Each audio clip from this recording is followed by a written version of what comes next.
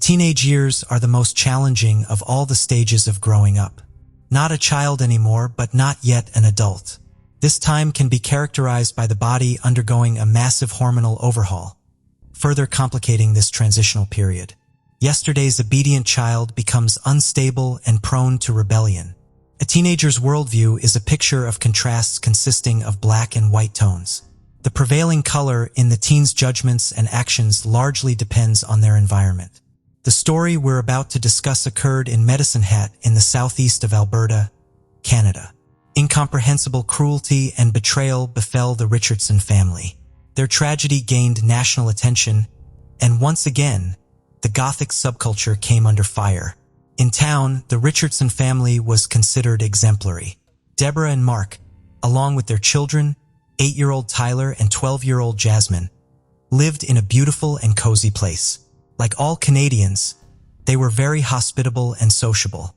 Their home was often filled with guests, and the atmosphere was built on principles of love and respect. Everything was going well until the eldest daughter entered puberty. The once calm girl changed beyond recognition. First and foremost, Jasmine's character changed. She became bold and frivolous. Conflicts between her and her parents began to occur, and her academic performance dropped. Secondly, her preferences in music and clothing transformed. Whereas she previously enjoyed modern pop, she now took an interest in heavy rock. Bright colors and clothing were replaced by shades of gray and black, and her dressing style became provocative. Jasmine wanted to appeal to boys, so she began to emphasize her rounded shapes. Her interaction with former friends noticeably decreased. She began to spend more time alone in front of her computer screen. The door to her room was often closed. With the introduction of the internet at home, she became interested in Gothic themes, dark poetry, criminal psychology, and human anatomy. Miss Richardson even identified herself as a witch, preaching the Wiccan religion. For this purpose, she visited various websites of similar nature, where she found a circle of friends who shared her interests. "Welcome to my tragic world" was the greeting on her social media page. It seemed like a typical adolescence, spiced with excessive dramatism and mysticism. However, the girl became more and more detached from her family. In her profile, she listed a fictitious name and age of 15. She liked older interlocutors, wanting to match them. Her parents tried to support their daughter during this difficult period, suggesting spending time together. They looked for common ground and activities. However, she found this uninteresting. Jasmine considered her younger brother to be an annoying nuisance. Thus, she spoke to him less and less. Yet she could spend hours on end at the computer talking to strangers. Deborah and Mark understood that this state was temporary. She would grow up and become wiser. Therefore, they were quite tolerant of her new hobbies. One day, Jasmine told them she would like to go to a concert of a punk rock band. Her parents agreed. If only they knew what this outing would lead to. Early in 2006, Jasmine Richardson went to a concert of a local youth band, pursuing her own interests, knowing he would be there. Jeremy Steinke, the boy who had been stirring her heart for months, was also fascinated by Gothic culture. They met on a vampire enthusiasts website where they occasionally communicated. Jeremy portrayed himself as a 300-year-old werewolf thirsting for blood. To prove it, he wore a vial of blood around his neck, though it was unclear whether the fluid was of human or animal origin. Nonetheless, the boy clearly considered himself special, which Jasmine found very appealing. Meeting at the concert, the young people grew even fonder of each other. Eventually, Steinke asked her out, and she joyfully accepted. All would be fine, except Jeremy was 23 years old. The couple knew her parents would disapprove of their relationship, so they kept it a secret. Moreover, his troubled past would hardly endear him to them. The young man was poor and lived in a trailer with his mother and sister. His relationship with his mother was strained due to her excessive drinking. Jeremy had endured her constant stream of volatile partners who often beat him in their drunken rages. As a result, by the age of 13, he was struggling academically and had a fragile psyche. Once, unable to bear such a life, Steinke attempted to hang himself but was fortunately stopped in time. Afterward, doctors diagnosed him with depression and hyperactivity. Bullied at school, he decided to stop attending.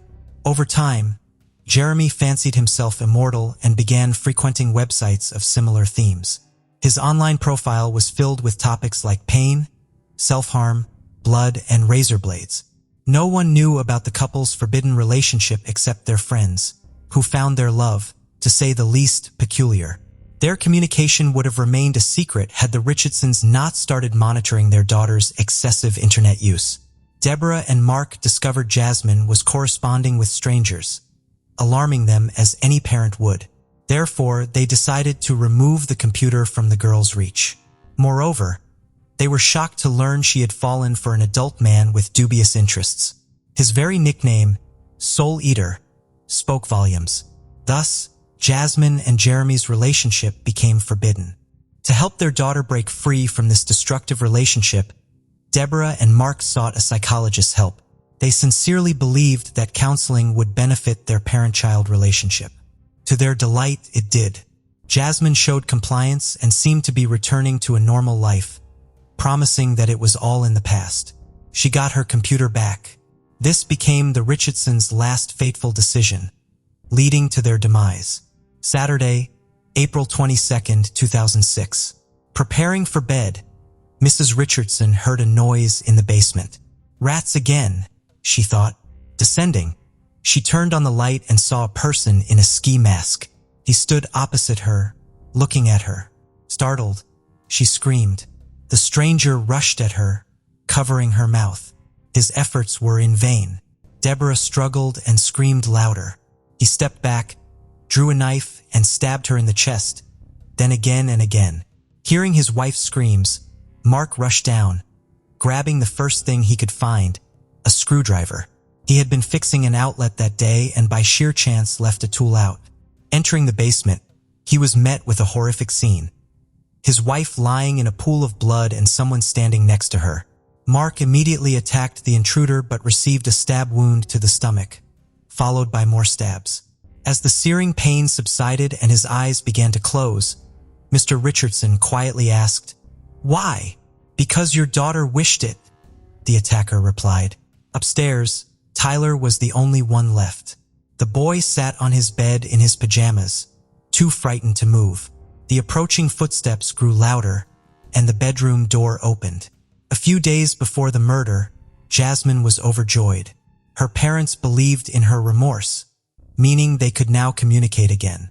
Mobile phones were just becoming popular at that time, so the computer remained the only means of communication. As soon as Miss Richardson regained internet access, she immediately wrote to Jeremy. "It all starts with them disappearing and ends with us staying together," she told him. During the days when the young lady was visiting the psychologist, a terrible plan had formed in her head. It solidified over several days of punishment. Surprisingly, Steinke found it enticing but added that everything needed to be done creatively and with attention to detail. The couple understood that they could not be together as long as the Richardsons were alive. Later, Jasmine's friends recalled how often she spoke about her parents, particularly how much they annoyed her. Therefore, she wanted to end their lives. However, no one took Jasmine's words seriously. Saturday, April 22, 2006. Garrett headed across the street to his friend Tyler's house. The boy wanted to play. The weather was nice outside, despite being chilly. Such was the spring that year. When Garrett approached the house, he noticed the blinds were still closed.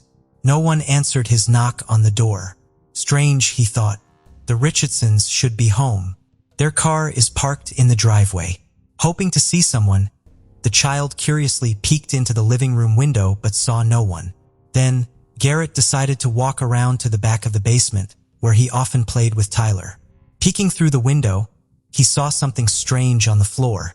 It appeared to be two silhouettes in a pool of blood. The boy informed his mother.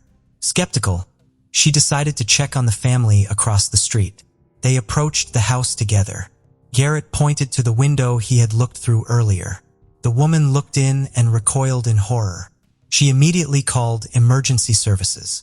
Something happened at the Richardsons. They seemed to be lying on the basement floor, all in blood, the neighbor reported. The police arrived promptly. Breaking down the front door, They descended to where Garrett and his mother had seen something. Entering the dark basement, the officers had difficulty recognizing the people lying on the ground. Their bodies were mutilated and bloodied, but there was no doubt. It was Mark and Deborah Richardson, and they were deceased. Blood was everywhere, on the floor, walls, even the ceiling. A bloody mess. No other way to describe what was before them. Later, the police searched the house.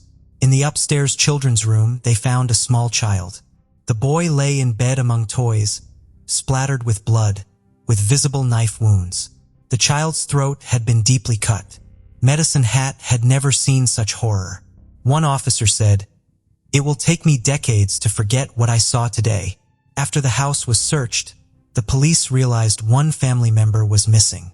The Richardsons' eldest daughter was gone. Officers worried she might be in danger. Everything indicated the attack occurred in the basement and the child's room.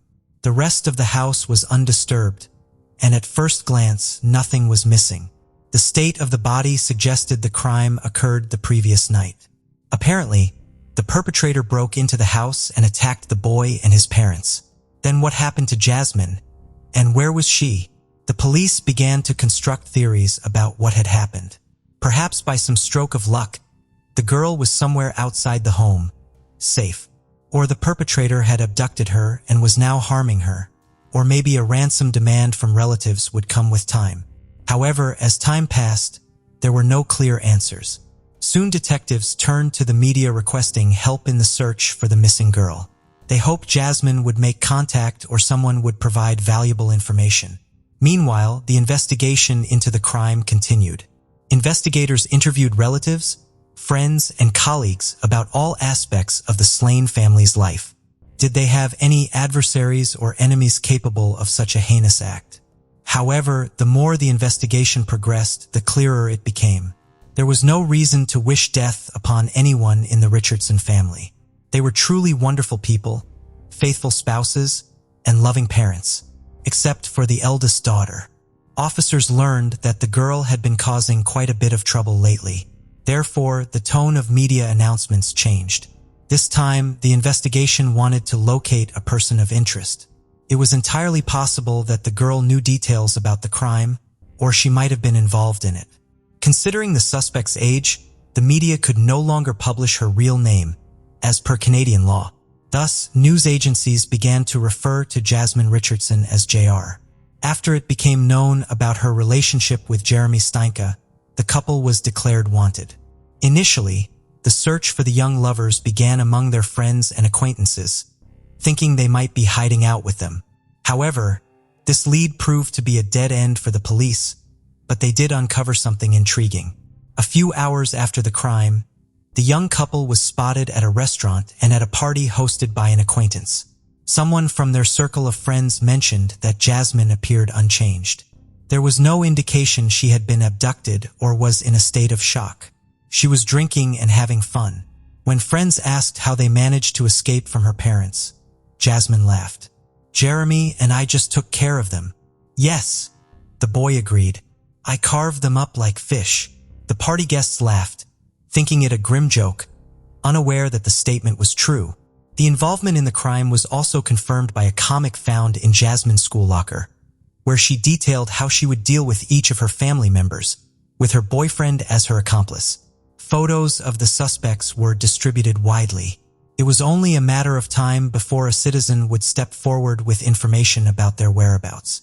Soon enough, information came in. The couple was spotted in the community of Leader, Saskatchewan, approximately 130 kilometers from Medicine Hat. Caught off guard, Jasmine Richardson and Jeremy Steinke were found sleeping peacefully in a pickup truck. Without resistance, they were taken to the police station. Naturally, the couple was interrogated separately, starting with Jasmine. She shared that she was deeply in love with Steinke, and he reciprocated her feelings. However, the difference in age and social status was a barrier between them. According to Jasmine, the Richardsons would never have accepted their relationship. Therefore, Jeremy committed the ultimate act of love. He ended her parents' lives, providing them the chance to be together. When detectives asked if Jasmine was involved in the crime, she said, "I wasn't home when the crimes occurred. I didn't know about what had happened. After I found out, I accepted it. I loved Jeremy very much, so I ran away with him. Detectives needed to determine who was the main instigator. Since breaking the suspects proved difficult, the investigation used a cunning strategy. They placed an informant in the cell with Jeremy, who skillfully extracted details that contradicted Jasmine's statements. Jeremy confessed to the informant that the plan to end her parents' lives was Jasmine's idea. Initially, he was not supportive, but agreed after they discovered the forbidden love and took away her computer. I took care of Deborah and Mark Richardson, and Jasmine took care of her younger brother herself. She literally begged me to leave Tyler for her, though I was glad to settle scores with all of them, Jeremy cruelly revealed. After this confession, investigators confronted Miss Richardson with the recording. She had no choice but to confess to everything, admitting she stabbed her younger brother out of mercy, not wanting to leave him an orphan. Later, the couple shared their social media profiles and passwords with the investigation, which began to examine their correspondence. They had sent each other thousands of messages confirming Jeremy's statements. Jasmine indeed conceived the plan on her own.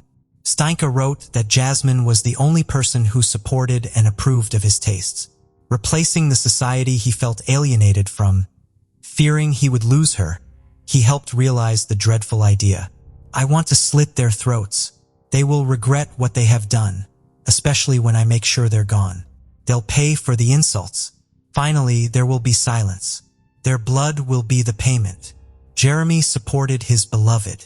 His friends also reported that just a few hours before the attack, they watched the 1994 film Natural Born Killers, which portrays a couple committing 9 heinous murders. This story inspired their friend, who said he wanted to enact a similar plan with his girlfriend. I think it's the best love story of all time, Steinke said. With sufficient evidence at hand, the suspects were charged with 3 counts of homicide. The detectives pieced together the confessions of the accused, witness testimonies, and other case evidence to form a clear picture of the crime. Before the act, Jeremy was intoxicated. Jasmine led him into the house and guided him to the basement, where he attacked her mother.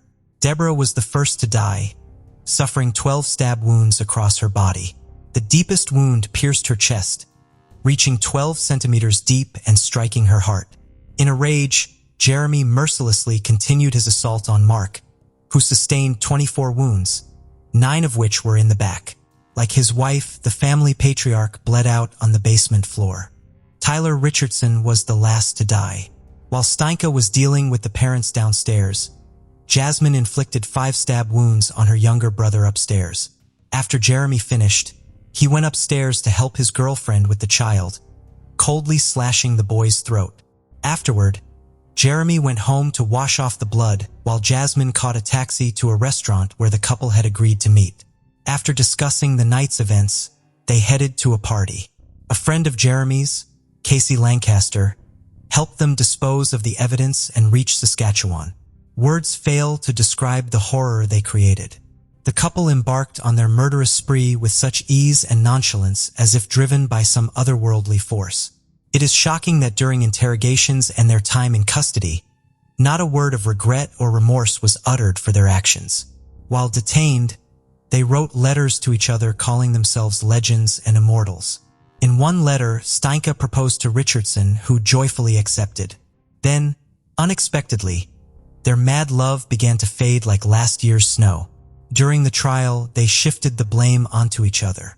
In June 2007, Jasmine Richardson was the first to stand trial. She pleaded not guilty, claiming to have been in a zombie-like state and unable to act while Jeremy was killing her family. She also claimed she only wounded her younger brother, and it was Steinke who delivered the fatal blow.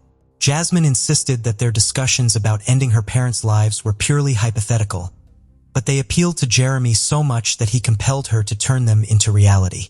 Under 3 counts of homicide, Miss Richardson was sentenced to just 10 years in prison, thanks to the nuances of Canadian juvenile criminal justice law, which states that individuals under 14 cannot be sentenced to more than 10 years of imprisonment. The sentence was aimed more at rehabilitating and restoring the girl's psyche than punishing her. In 2008, Jeremy Steinke's trial commenced. He insisted he had no initial intention of ending the lives of his girlfriend's parents. However, once discovered in the basement, he felt compelled to attack. He claimed he did not harm Tyler, suggesting Jasmine was responsible while he merely watched from the doorway.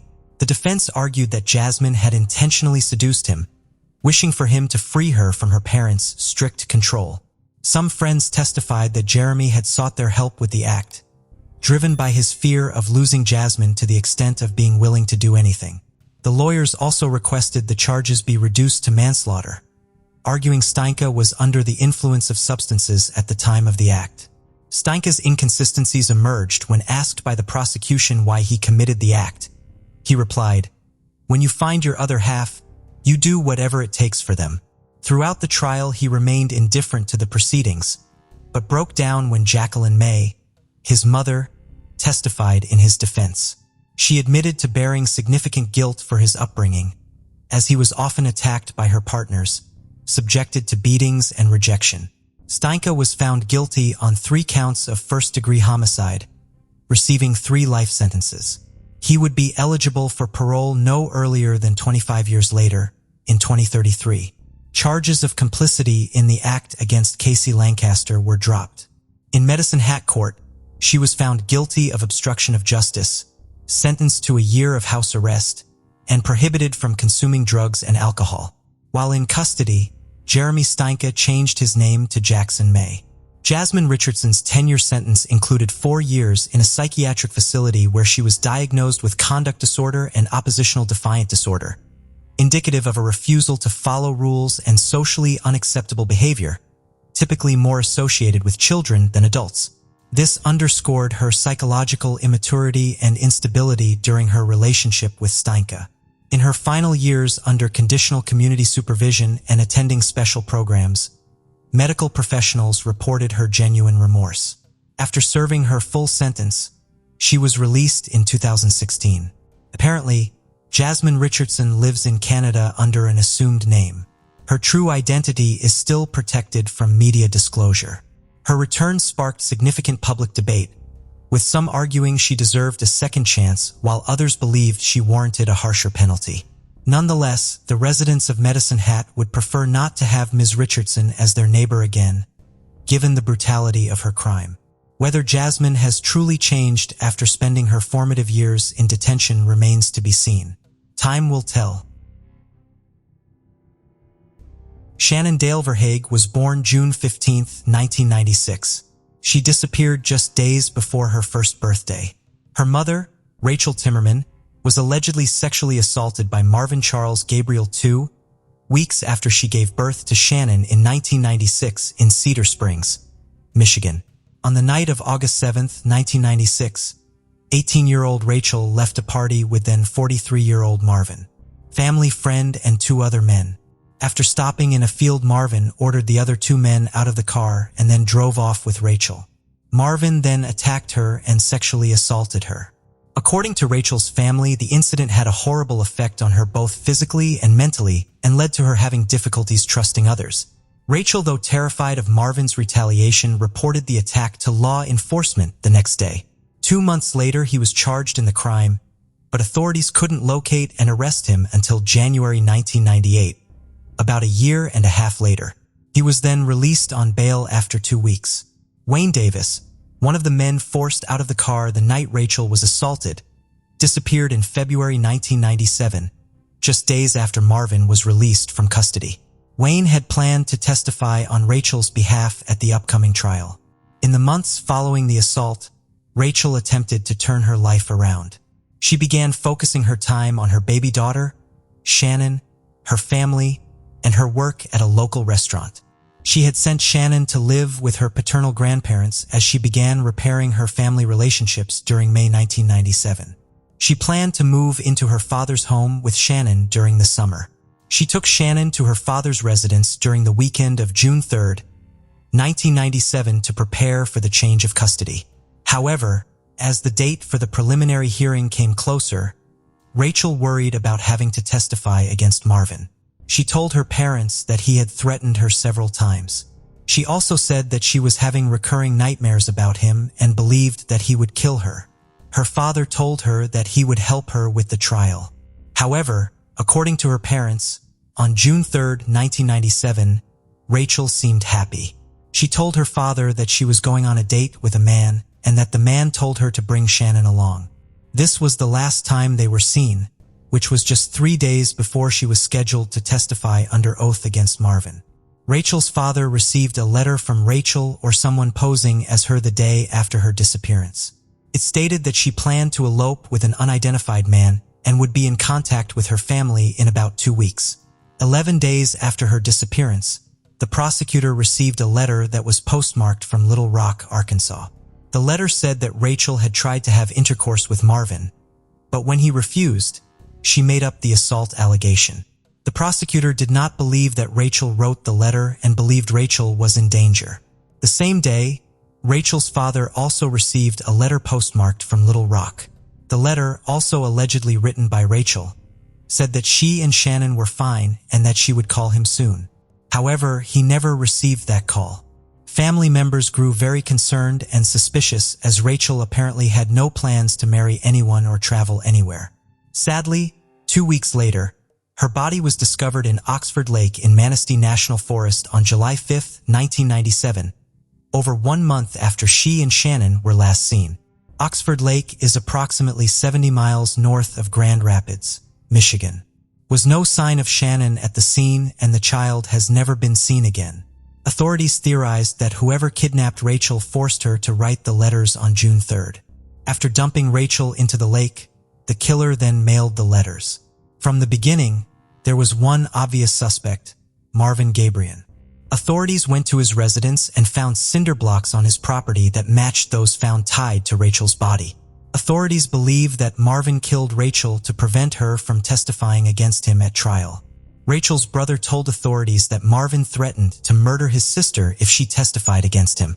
Investigators determined that Marvin was in Wago County and the Cedar Springs area prior to Rachel and Shannon's disappearance in June 1997.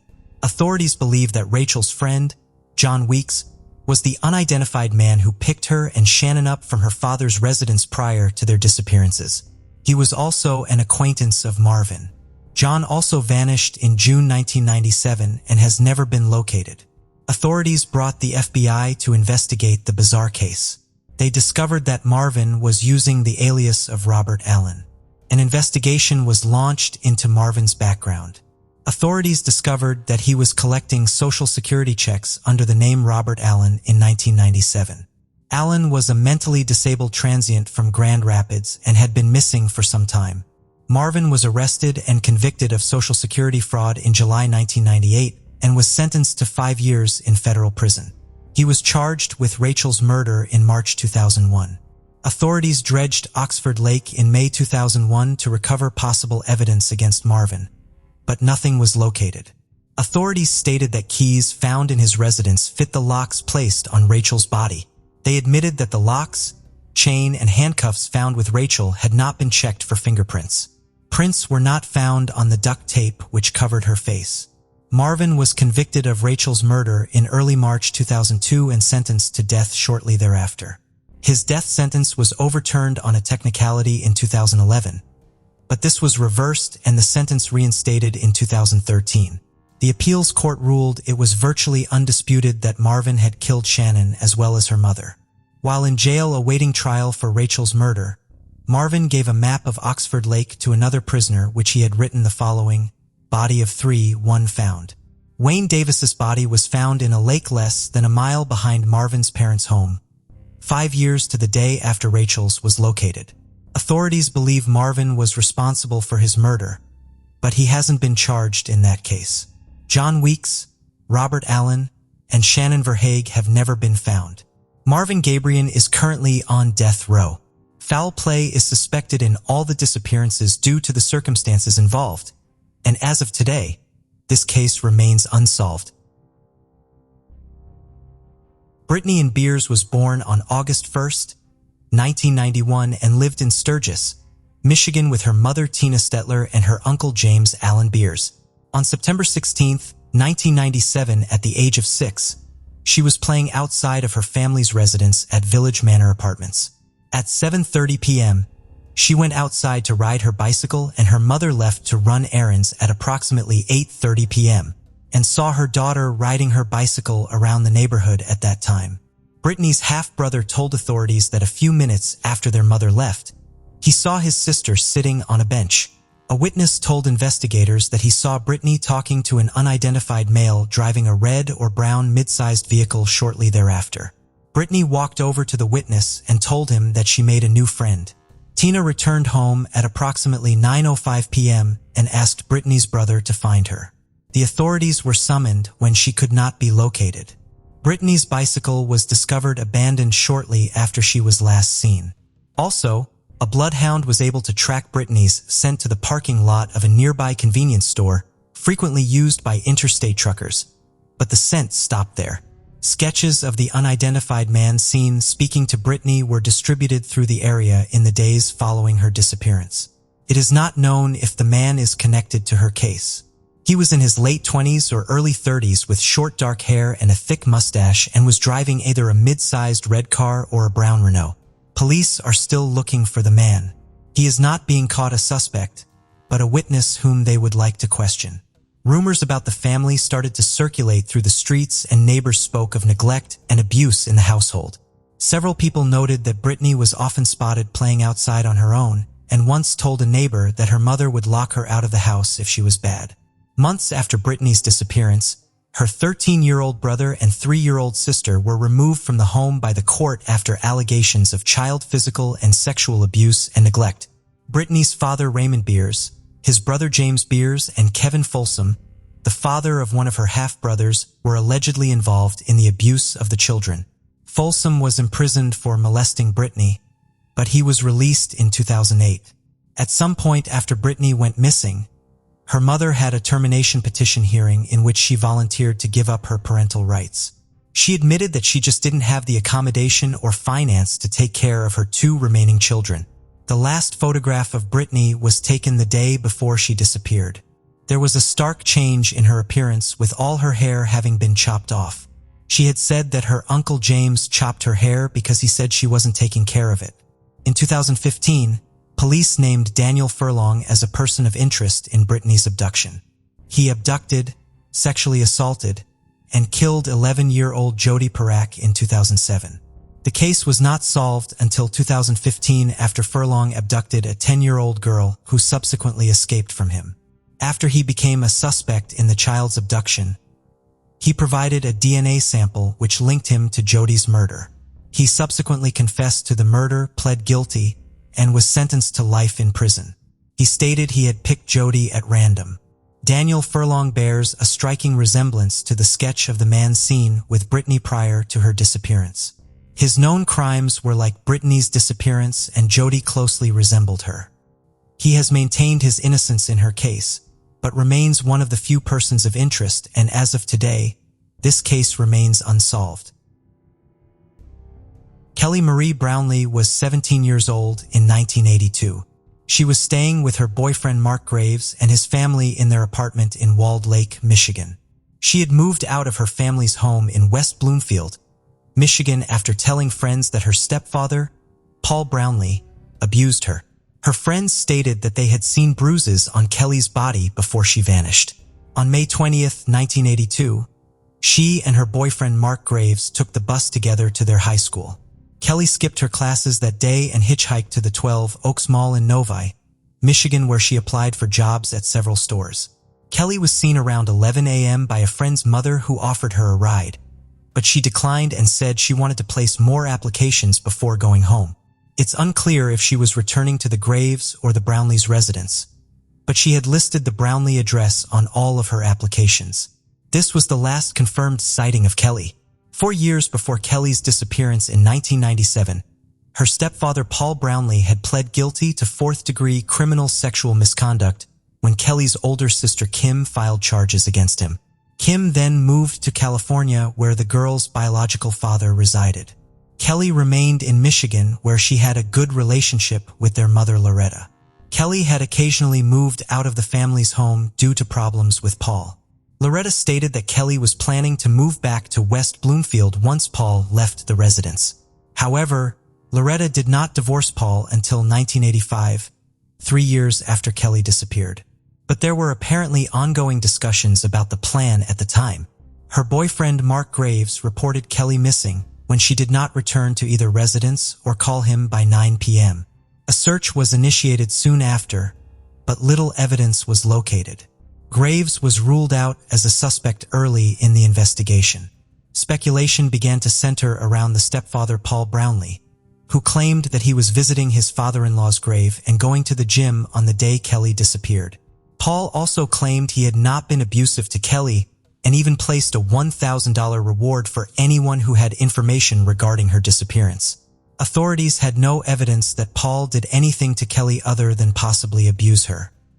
He keeps insisting he has nothing to do with her disappearance and even goes as far as handing over what he calls leads in the case to authorities in West Bloomfield. Strangely, he has continued to refuse any kind of an official interview by police even though he claims he's innocent. In 1991, he brought a Jacobson's catalog to detectives, showing them a photo of a girl modeling a bathing suit. He told them he thought it was Kelly and gave the detectives the number to the advertising people at Jacobson's. However, the girl in the picture was around 12 years old and Kelly would have been 26. In July 1982, Paul would finally agree to a police interview, but it would get them nowhere, and he would once again state his innocence. He retained an attorney and refused to submit to a polygraph test the same month. Having little evidence to implicate Paul, other than rumors of abuse towards Kelly, investigators began to look elsewhere for clues. They suspected that counterfeiting operator James Mitchell DeBartolabin may have had a connection to Kelly's case. DeBartolabin's residence was searched by United States Secret Service agents in November 1983 in Northern Virginia. Investigators would find numerous journals, audio tapes, and photos of various women being forced to do acts against their will. He was suspected of attacking and murdering many women as well as conducting his counterfeiting ring. He also apparently had a thing for brunette female hitchhikers. Kelly was a brunette and often used hitchhiking as a method of transportation. Photos were given to Loretta for purposes of attempting to identify Kelly, but there was not a connection. DeBartolabin has since been ruled out as a suspect in Kelly's case. He did not cooperate with authorities in their investigation of another young brunette's disappearance, Judith Chartier from Massachusetts, and remains a suspect in that case. Surprisingly, in 2018, authorities announced that Arthur Nelson Ream was a possible suspect in Kelly's case, and in the disappearances of Cynthia Kuhn, Kimberly King, Kim Laro, and Nadine Odell. He was convicted of sexual assault in the 1970s, and in 1986 he murdered Cindy Zarzicki, a 13-year-old girl who was dating his son. He confessed to the murder of Cindy in 2008 and led authorities to her body, which was buried in a shallow grave 30 miles from Detroit, Michigan. While in prison, Ream reportedly told cellmates he was a serial killer with 4 to 6 victims. In May 2018, police began digging at the same property where Cindy had been buried, expecting to find the bodies of other missing girls there. However, after a week, no human remains were located and the digging stopped. Another search was conducted in 2019 as police believed their bodies would be found somewhere on the north side of the Clinton River, south of 23 Mile Road and North Avenue, but nothing was found there either. As of today, Kelly Brownlee has never been found and her case remains unsolved. Mindy Arnett gave birth to her daughter, Jersey Arnett, on January 31, 2002. 5 weeks later, according to a neglect case filed with the Ingham County Circuit Court, Child Protective Services received an anonymous complaint that Mindy was mentally unstable, abused drugs, and neglected her daughter. Court records show that Mindy once said she wished she never gave birth to Jersey. In March, she threatened her and her baby's life. The next day, Mindy was taken to Washtenaw County Community Mental Health and temporarily lost custody of Jersey. Mindy's sister in Flint, Michigan received temporary custody of the baby. Mindy was living with her parents in Stockbridge, Michigan during this time. She was taking psychiatric medication, attending weekly parenting classes, and making progress towards regaining custody of her daughter, and was visiting her frequently. But at 6:30 p.m. on August 14th, Mindy's sister and her husband left Mindy along with Jersey at their home while the couple went out to dinner.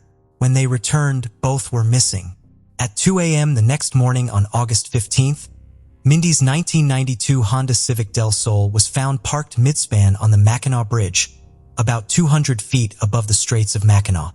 State police behavioral scientists reviewed the woman's background and said she's the type who could have jumped. A motorist reported seeing a vehicle matching Mindy's parked in the northbound passing lane about an hour before she disappeared. A woman was out of the vehicle and was reaching inside a rear door where the infant's seat was located.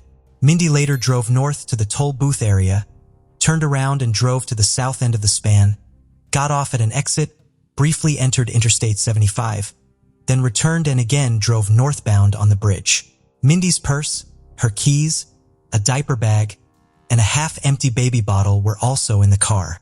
With the previous threats to kill herself and her daughter and with an attempt on her own life early in 2002, authorities believe Mindy jumped off the Mackinac Bridge with 6-month-old Jersey.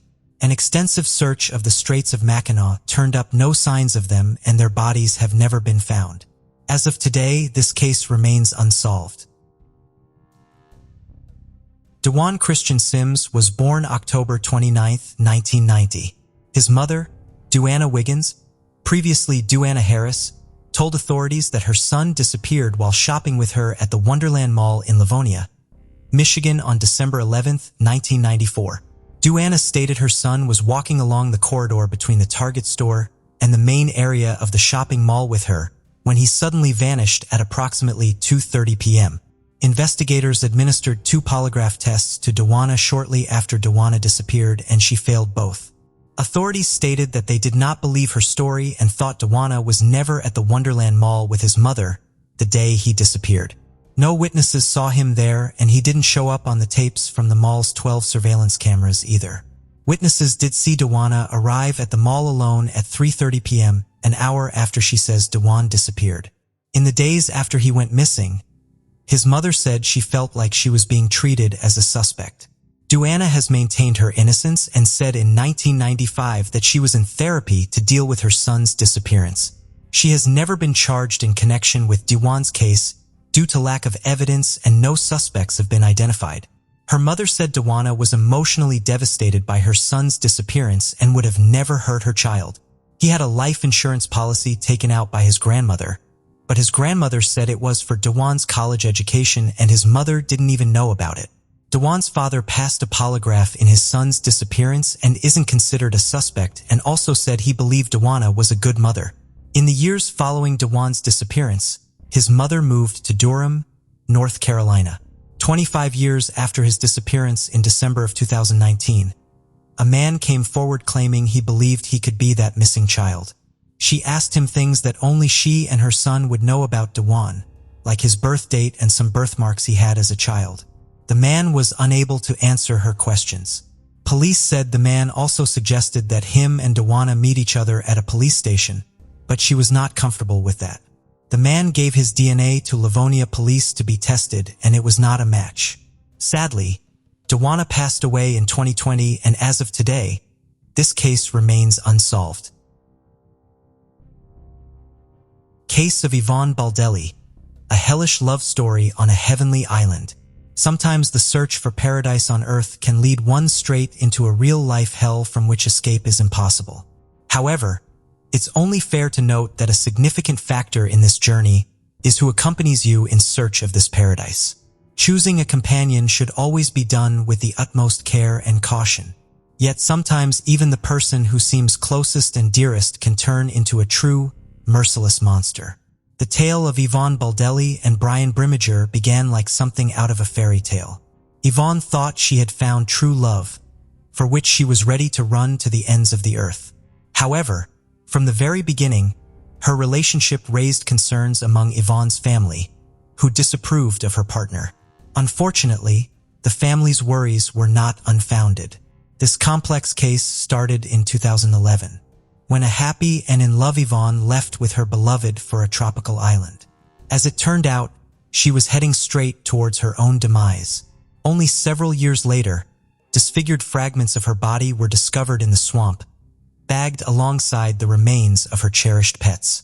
Ivonne's family exerted considerable effort to achieve justice, efforts that cost another family member their life. Who was Ivonne Baldelli? Ivonne Olivia Baldelli Mayfold was born on June 30th, 1969, in a small town in the southern part of sunny California. She was the third and youngest child of Marjorie and James Fold, growing up alongside her older brother Michael and sister Michelle, with whom she shared a particularly close bond from childhood. When Ivonne was 13, her mother passed away after a long illness. A year later, her father remarried to Lillian Faust, and the grown children developed wonderful relationships with their stepmother, a kind and caring woman who loved her husband's children as her own. Ivonne received a solid education and explored several career paths, but her main passion was always fashion design, and she dreamed of turning her hobby into a profitable business. However, luck never seemed to be on her side when it came to her personal life. She was married twice, but both marriages ended in separation. Additionally, a surgery she underwent in her youth, followed by complications, left Ivonne unable to have children. After divorcing her second husband, Kevin Baldelli, in 2007, Ivonne lived alone in her small apartment with her beloved dog, whom she affectionately called her child. She remained in constant contact with her father and sister, calling them almost daily, and making an effort to see her family at least once a month. Meeting Brian and the love triangle. In 2009, as Ivonne was preparing to celebrate her 40th birthday, she met a Marine named Brian Brimmager. At that time, he was legally married and raising a young son with his wife. Despite this, Brian was open to having an affair and shared with his mistress how unhappy he was in his marriage, claiming he had unfiled for divorce solely because of his child, whom he didn't want to distress. Baldelli fell for this fit and handsome man at first sight and believed every word he said. Having experienced the pain of a loveless marriage herself and knowing how hard it can be to leave such a relationship, she didn't rush her partner, believing that the presence of a child was indeed the main obstacle. However, Brian wasn't as straightforward and sincere as he appeared. From a young age, his attractive looks had made him very popular with the opposite sex. He was accustomed to juggling multiple relationships simultaneously and expertly deceived the women who fell for him, promising each one marriage, a family, and eternal love. It soon came to light that the married Brimmager was not only seeing Ivonne, but also had another mistress. This other woman was Christine Verhoeven, a stunning blonde with extensive connections. She was an analyst at the White House and had made a remarkable career during George W. Bush Jr. administration. When Ivonne discovered the existence of another rival, she decided to confront the issue head-on and was ready to fight for the man she loved. Gathering her courage, she called her lover's wife to inform her that Brian was cheating on her with not just one, but two women. This revelation sparked a major scandal, forcing Brian to make a difficult choice. Eventually, he chose Ivonne, though it's possible she pressured him into making this decision. A few months later, Brian officially divorced his wife and moved in with his new love interest. At that time, he was still serving in the Marines, but had been contemplating ending his military career for a while. The couple seemed genuinely happy, but Ivonne's relatives remained wary of her new partner, doubting the sincerity of his feelings. Moving to a tropical paradise. In the summer of 2011, Brian began to talk about radically changing his life, leaving the service, moving away from the bustling city, and settling down on the tropical island. Ivonne shared his sentiments, supported him in everything, and was ready to follow him wherever and whenever he decided. She believed she had met the most important man in her life and adored him. By September of the same year, the decision was final. The couple chose to move to Panama and settle on the small island of Coronero, a place that could truly be called a paradise. Ivonne informed her family just before leaving, so they had no chance to persuade her to reconsider. Ivonne sold her apartment, quit her job, and started packing for the journey. She took only a few bikinis, shorts, tank tops, and her sewing machine, hoping to fulfill her dream of opening a small boutique to create and sell custom outfits to tourists on the new island. In early September, Brian, Ivonne, and her beloved little dog flew to Panama. They spent a couple of days in the country's capital before taking a ferry to Coronero Island, where they rented a house right on the ocean front. The climate was hot and humid with little temperature variation, attracting a steady flow of tourists throughout the year, primarily diving and surfing enthusiasts. The island was just 1 square kilometer, so one could leisurely walk around it in about an hour. All the infrastructure was located along the coast, while the interior was dense jungle and swampy areas teeming with venomous snakes, spiders, and other wildlife, making it unsafe to venture into. Brian, who had been an excellent guitar player since his youth, brought his instrument with the intention of starting a musical career on the island, performing in entertainment venues. Within a week after moving, he had made connections with several local bar owners, and one of them happily offered him a job. He played in the evenings, entertaining the crowd, but his appreciative audience often bought him drinks as a compliment, leading him to drink heavily almost daily. Ivonne's business also developed very slowly with weak sales and virtually no profit. However, she didn't lose heart. She started working at one of the bars and even adopted a second dog she found on the island and decided to keep. She communicated with her sister, Michelle Valenzuela, almost daily, sharing everything. But her messages became increasingly shorter and more somber, which worried her family. The first few months on the island seemed like paradise to the couple. Ivonne hoped that Brian would propose and they would have a romantic wedding ceremony on the ocean shore. But time passed. Brian didn't rush into marriage, and their relationship rapidly deteriorated. The mysterious disappearance. In early December, stopped receiving messages from Ivonne, which raised her concerns significantly. Then, on December 14, 2011, Brian unexpectedly called Michelle, inquiring when he could stop by to pick up his SUV, which he had left in her garage before heading to Panama. This call and question caught Michelle off guard. It meant Brian had returned to the US and wanted to retrieve his vehicle. But where was Ivonne? Why hadn't she come back or even called? In response, Brian claimed he had explained everything in an email sent a few days earlier. He also mentioned that his now ex-girlfriend had supposedly sent her a message explaining the situation. Michelle checked her messages but found nothing, so she turned to her email. Indeed, there were 2 unread messages, one from her sister and one from her boyfriend. In his message, Brian stated that Ivonne had left him, running off with a new lover to Costa Rica. The other message, supposedly from Ivonne, claimed she had left Brian upon discovering his infidelity and learning that another woman had given birth to his child. It concluded with her saying she had met another man and gone to Costa Rica with him. The other woman turned out to be Brian's old friend, Christine Verhoeven, with whom he had been involved all along, and who was pregnant with his child when he and Ivonne flew to Panama. At first glance, everything seemed plausible and logical, especially since Ivonne couldn't have children. The news that her partner had fathered a child with someone else could have been devastating for her. However, Ivonne wasn't known for impulsive actions, and she would have certainly called her sister to discuss such significant changes in her life. Moreover, the tone of the supposed message from Ivonne was somewhat odd and unlike her previous communications, which raised further suspicions. When Michelle tried to determine her sister's current whereabouts, she couldn't get any concrete information. Calls went unanswered, and the messages that came through were brief and detached, saying things like, "I'm okay. I need some time. I'm not ready to talk about this." Michelle suggested that Brian should join her in filing a missing persons report. Brian appeared nervous but insisted it wasn't necessary, claiming Ivonne was fine, capable of taking care of herself, and would decide when to come home on her own. Despite Brian's reluctance even to discuss the matter and his hasty departure after picking up his vehicle, a message from Yvonne's phone soon arrived, stating she planned to return home in January for their father's birthday. This message provided Michelle with some relief, and she decided to wait a few more weeks, hoping Yvonne would return as indicated in the message. Search efforts and surprising discoveries.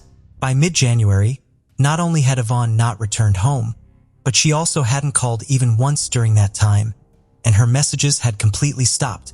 Moreover, Michelle was shocked to learn that Brian had gotten married to the mother of his child, Christine Verhoeven, right before the new year, which seemed very odd since he had parted ways with his former girlfriend just a few weeks before the celebration.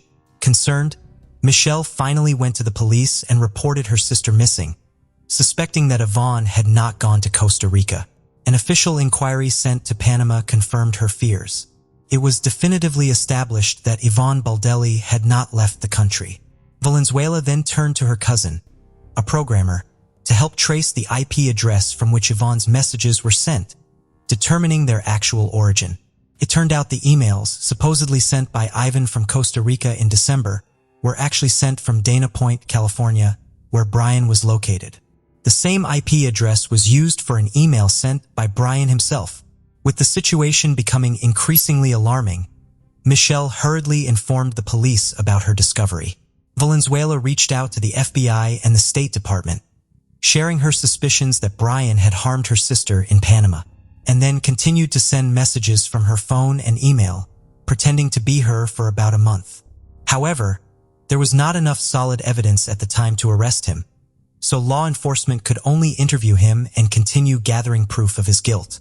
It was revealed that Brian had proposed to Christine while still in Panama with Ivonne. He promised Verhoeven that he would soon return. They would get married and raise their daughter together.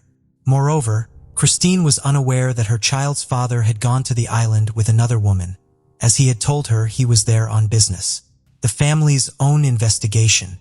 2 months after the woman's disappearance, her sister and niece personally flew to Panama. There, they sought the expertise of Don Winner, a former U.S. intelligence officer turned investigator, specializing in locating missing U.S. citizens. They shared the story of Yvonne's disappearance and the version of events provided by Brian. Winner, after listening to them, immediately expressed concern that the chances of Yvonne being alive were slim. With vast experience in such investigations and leveraging his connections, Winner decided to put pressure on the Panamanian government and publicize the case, turning the disappearance of an American woman into international news. A press conference was also organized with the participation of Yvonne's family members. Later, Yvonne's father, stepmother, brother, and several other relatives and close friends arrived in Panama to join the search and assist the investigation. Together, they went to the tropical island of Caramaro, combing it thoroughly, yet they found no trace of Baldelli. Their search efforts were hampered by dense undergrowth and swampy marshes teeming with wildlife.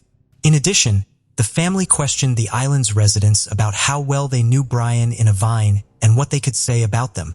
It turned out that the couple had recently been heavily indulging in alcoholic beverages and were frequently involved in loud disputes, unconcerned about those around them. Almost daily, they were seen in bars drinking alcohol and having heated arguments. Furthermore, people began to notice bruises and scratches on Yvonne's face and body. She almost never took off her sunglasses, seemingly to hide the bruises under her eyes. The landlord of the house the couple had rented confirmed that neighbors regularly complained about the noise, screams, and cursing coming from their residence. Simultaneously, FBI agents brought a special team of divers to the island to scour the waters around it for any potential evidence or remains of the missing woman. Unfortunately, these searches did not yield any success. The prime suspect and the first solid evidence. From the outset, Ryan was the prime suspect in the case, but there was nothing concrete to charge him with. He denied any involvement, consistently outing the same story about his ex-partner running off with another man. It wasn't until September 21, 2012, that Brimmager was finally interrogated, and a search was conducted in his home. At the time, his wife Christine was at work, while Brian was unemployed, staying at home with their child and indulging in his favorite pastime, playing golf. Initially, he appeared confident, repeating that Ivonne had left him after finding out about his child with another woman. However, he became visibly nervous when the police mentioned that the last messages sent in Yvonne's name came from his area and expressed interest in examining the laptop found on his table. The seized laptop turned out to belong to Yvonne, with messages sent from it after she supposedly fled. A photo of the missing woman with a bruise under her eye was found on the computer, as well as a screenshot of a conversation from November, where Brian and Christine discussed their ongoing affair and shared daughter, presumably how Baldelli learned about them. Moreover, the laptop's search history from November 26, 2011, contained queries such as how to clean blood and how to remove blood from a mattress. These pieces of evidence were significant, but circumstantial, since neither a body nor a mattress with bloodstains was found. The fact that Brian had been sending messages pretending to be Ivonne didn't definitively prove him guilty. Soon, Don Winner discovered that before leaving Panama, Brimmager had sold a machete he owned. In an online conversation with a potential buyer, he joked that he had used the weapon just once to finish off a stripper. The joke was macabre, prompting authorities to track down the new owner of the machete and seize the blade for examination, which initially revealed nothing conclusive: the long-awaited arrest. The police overlooked another crucial detail: Yvonne's bank card, which Brian used after her disappearance. To add credibility to his story, before returning to the States, he decided to make a trip to Costa Rica and use the missing woman's card a couple of times, creating the illusion that she had indeed fled to that country. He paid for his tickets in cash and withdrew money from different locations in San Jose, draining the card before discarding it. However, Brimmager failed to consider that he was captured on surveillance cameras at the ATMs. It wasn't until July 2013, a year and a half after the woman's disappearance, that her relatives, armed with all the evidence gathered by the police, FBI agents, and Don Winner, finally managed to secure Brian's arrest. Initially, he was detained on charges of making false statements and obstructing the investigation, as there was nothing more substantial to charge him with at that time. By then, he had become a father for the second time. Christine had given birth to a son just a week before his arrest. Authorities attempted to engage the suspect in a candid conversation, offering him a chance to confess to the crime and disclose the location of the body, but Brian consistently denied any wrongdoing. His lawyer also insisted on the absence of a body or direct evidence proving Ivan's demise and Brian's involvement in it. The gruesome discovery in the swamp. Just 2 months after Brimmager's arrest, a significant breakthrough occurred in the case. On the island of Carnero, a worker taking a shortcut wandered into the swampy underbrush and spotted an army backpack barely visible above the waters, driven by curiosity and hoping to find something valuable or useful inside. He looked in the bag, only to recoil in horror at the sight of a human skull staring back at him. He immediately reported his find to the police, and responding officers took the backpack for examination. Inside were fragments of a human body along with the remains of 2 small dogs.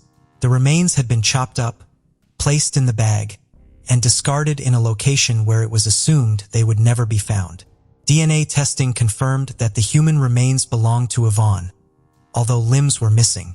Mythologists also determined that she had been brutally beaten before her demise, with a broken nose, cheekbone, and several missing teeth. The demise of the dogs was probably orchestrated to lend credence to the narrative, as it seemed implausible that she would willingly leave behind her cherished pets on the island, suggesting a scenario where they were eliminated and laid to rest alongside their owner. When the chop marks found on the victim's bones were matched with the blade of the machete, there was no doubt. The body had been dismembered using this weapon, as each blade has its own signature, akin to a person's fingerprints. With this evidence, Brian was formally charged with murder, dismemberment, and concealing a crime. The trial and verdict. In early 2014, Michelle Valenzuela was diagnosed with an advanced stage of aggressive cancer. She had been so consumed by the investigation into her sister's case that she neglected her deteriorating health, postponing visits to the doctor. After undergoing intensive treatment for about 6 months and realizing it was in vain, she decided to dedicate the last months of her life to seeking justice for her sister. In September 2014, when doctors told Michelle she had only a few weeks left, she declared that although she was losing her battle with the disease, she would continue to fight for her sister until her last breath. Choosing to make her testimony in front of Brian, she detailed everything she knew and submitted all their correspondence with Ivonne to the court. She meticulously described Brian's actions after her sister's disappearance and then fainted from weakness. Michelle passed away 3 days later. The prosecution argued that on the evening of November 26th, following another argument with Ivonne, when she discovered Brian's communications with Christine, Brian, in a fit of rage and under the influence of alcohol, assaulted Ivonne and then fatally stabbed her.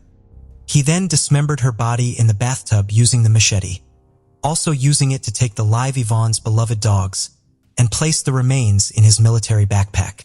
The limbs that didn't fit in the bag were dumped in the ocean, dropped off a rocky cliff early in the morning along with the blood-stained mattress. Brian carried the backpack deep into the island and submerged it in a swamp. For the next few weeks, he continued living in the same coastal house, meticulously erasing any evidence of the crime. He told everyone on the island a story about his flighty girlfriend leaving him for a new lover, a story that sounded convincing enough that locals sympathized with Brian. And he even managed to find a new girlfriend, Nicole Powell, who comforted him for a few weeks until his departure to the U.S.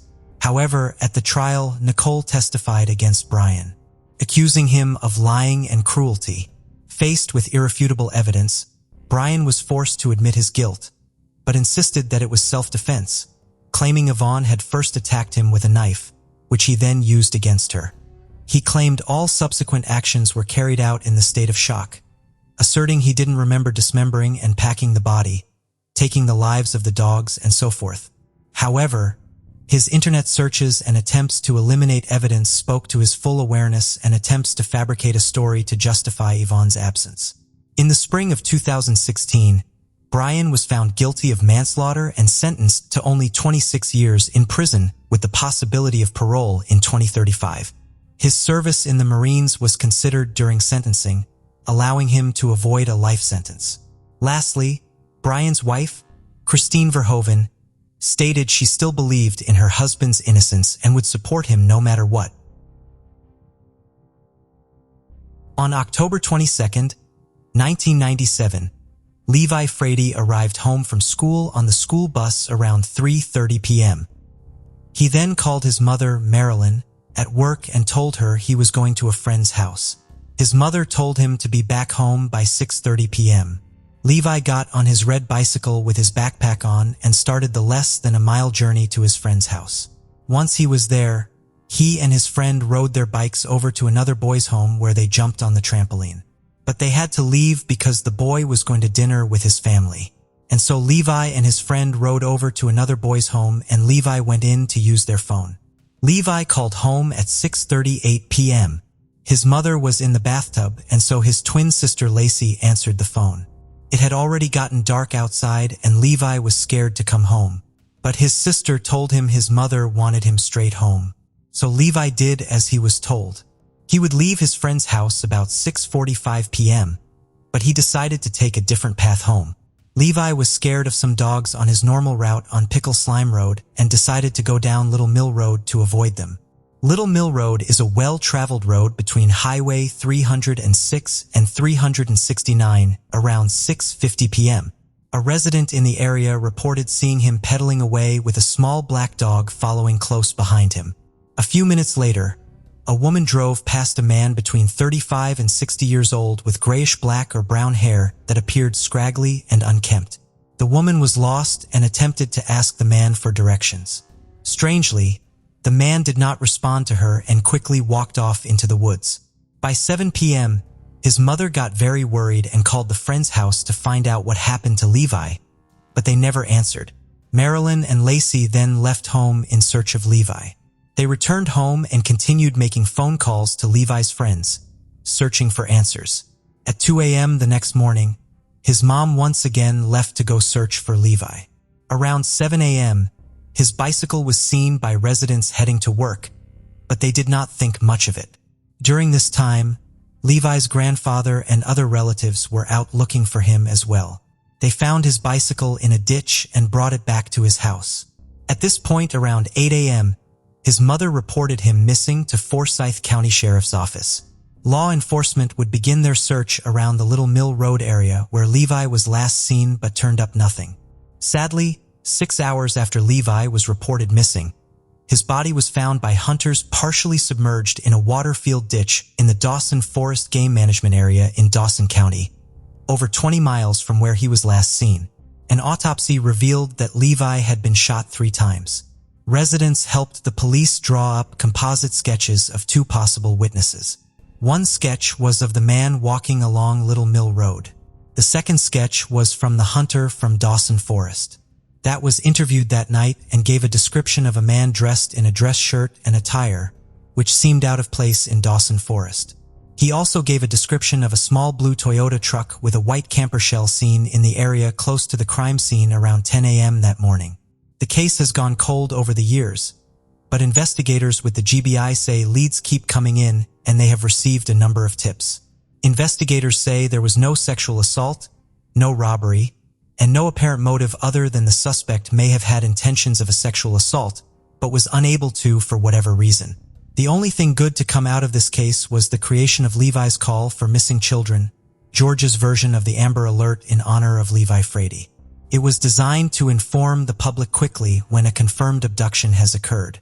No suspects have ever been arrested in Levi's case, and as of today, it remains unsolved.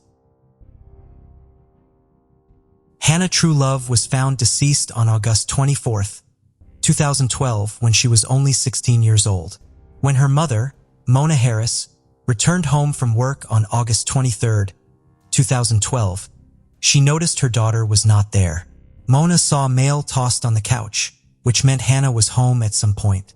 They lived in apartments that were gated on Dawsonville Highway in Gainesville, Georgia. She didn't think much of this and decided to take a nap. When she awoke a while later, her daughter still wasn't home and panic began to ensue. She then called her ex-husband and Hannah's father, Jeff Truelove, and asked if she was with him. Jeff informed her she wasn't, and so Mona started to call Hannah's friends, but they hadn't seen her either. She would then contact the Hall County Police Department and report her daughter missing. Hannah was last seen with friends in the common area of the Lake Lanier Club apartments around 7:30 p.m. on the 23rd, where she and her mother lived. Law enforcement would begin searching the area around the apartments, but a major storm was on its way, forcing them to end the search early. The storm would drop 3 inches of rain that night. The next day, on August 24, 2012, a man walking his dog would find her body behind the Lake Lanier Club apartments in a heavily wooded area about a quarter mile from her apartment.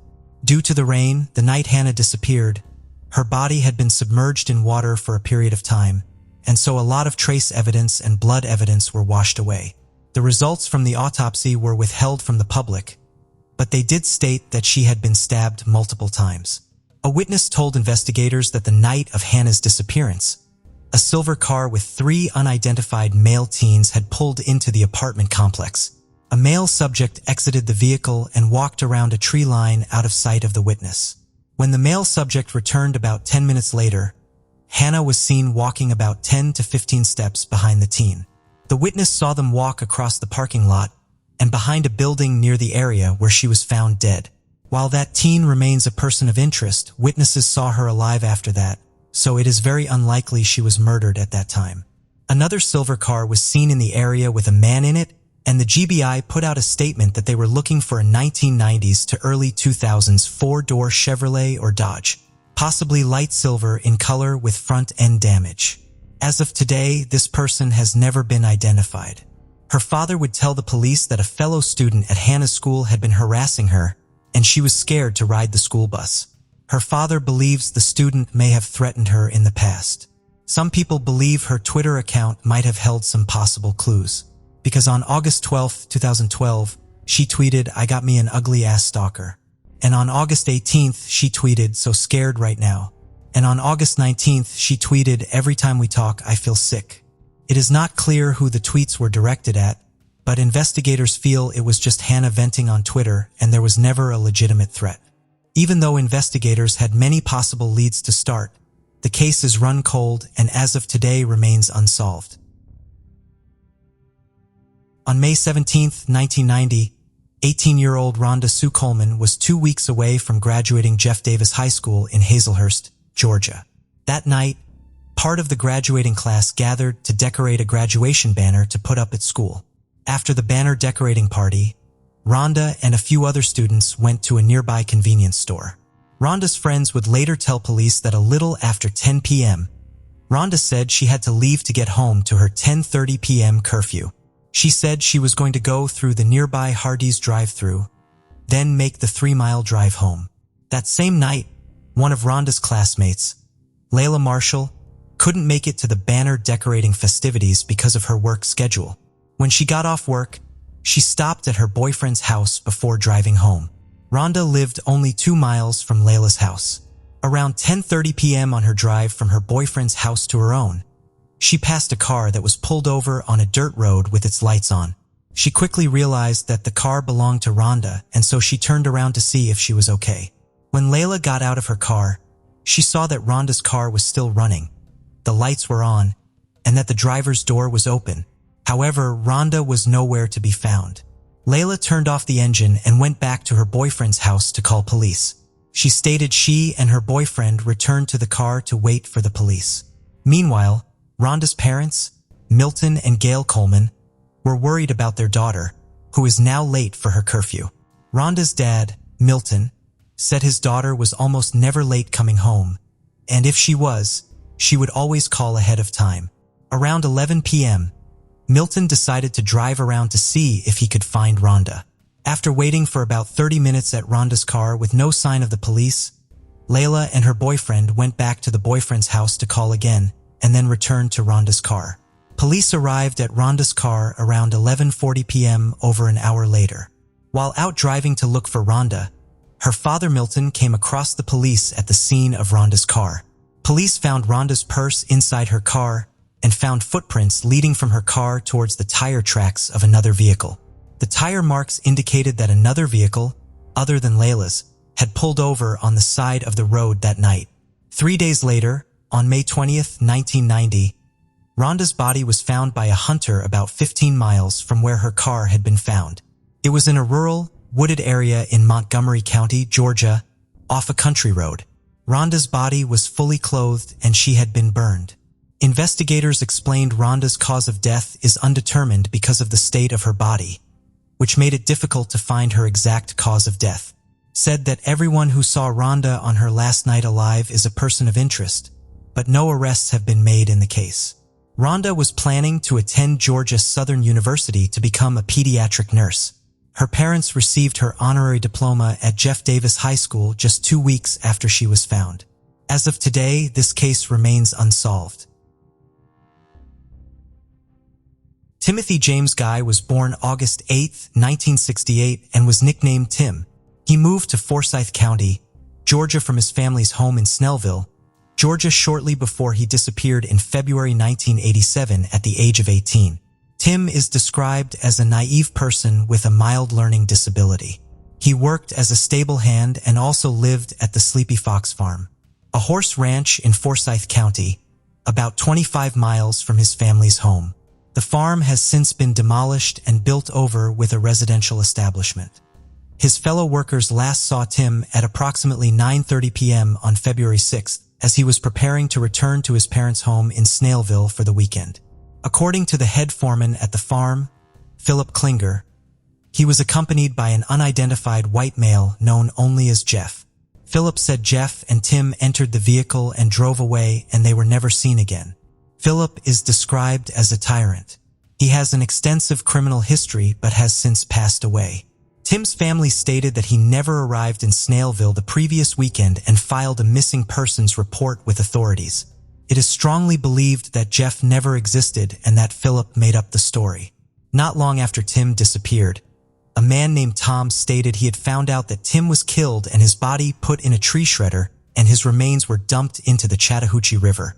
Many people believe that Philip murdered Tim and made up the story about the man named Jeff. Philip's daughter Dawn has sent many Facebook messages bragging about her father killing him. She has made several statements that Tim will never be found. It is reported that the farm was a cover-up for drug activity and that Tim may have witnessed illegal activity on the farm and was murdered as a result. Tim's father was watching the farm after he disappeared and witnessed Philip walking away from 2 rock crushers located a half a mile from the farm. His family just wants his body so they can lay him to rest, but sadly as of today, this case remains unsolved. Joshua Scott Adams was born on August 8, 1987. He was athletic and enjoyed fishing and riding four-wheelers and lived in Jackson County, Georgia. He worked with his father and brother with the family business. On May 20, 2013, 25-year-old Joshua left home in his white 2009 Chevrolet Malibu. And later that day, he cashed a check for $400 that he had stolen from his parents.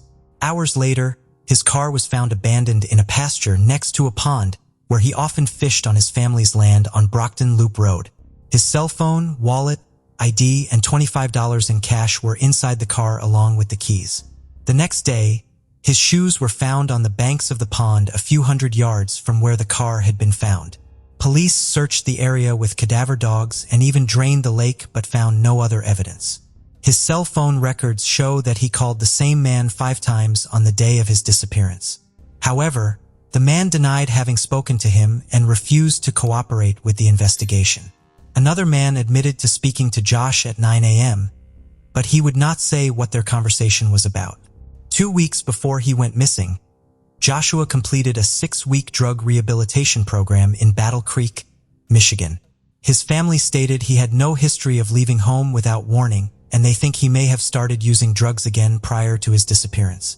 Investigators have interviewed numerous people about Joshua's case. Sadly, not long after Joshua's disappearance, his mother passed away, and Joshua's sister Shannon says that a broken heart led to that. There have been many rumors circulating this case and is being investigated as a homicide, but as of today, this case remains unsolved. On May 2, 2009 in Wausau, Wisconsin, USA, a terrible crime took place. An 18-year-old girl named Brianna Marie Schneller was the victim. For the small town, such an event was shocking, particularly since the girl's death was the result of actions executed with unimaginable cruelty. However, more shocking than the crime itself was the motive behind it. Brianna had a vibrant personality, loved Mexican cuisine, music, and dancing, and she was fond of roller coasters. She was very diligent and performed well academically. She was the top student at Everest High School in Washington, said Craig and Lori Schneller, her parents. She had a trip planned to Tennessee that summer. The young lady was the only one in the state of Wisconsin who had made it through the qualifying rounds of a competition held by a renowned national nonprofit organization for students in professional and technical fields where she was to present her project. Brianna aspired to pursue higher education in restaurant management and dreamed of someday starting her own business in the food service industry.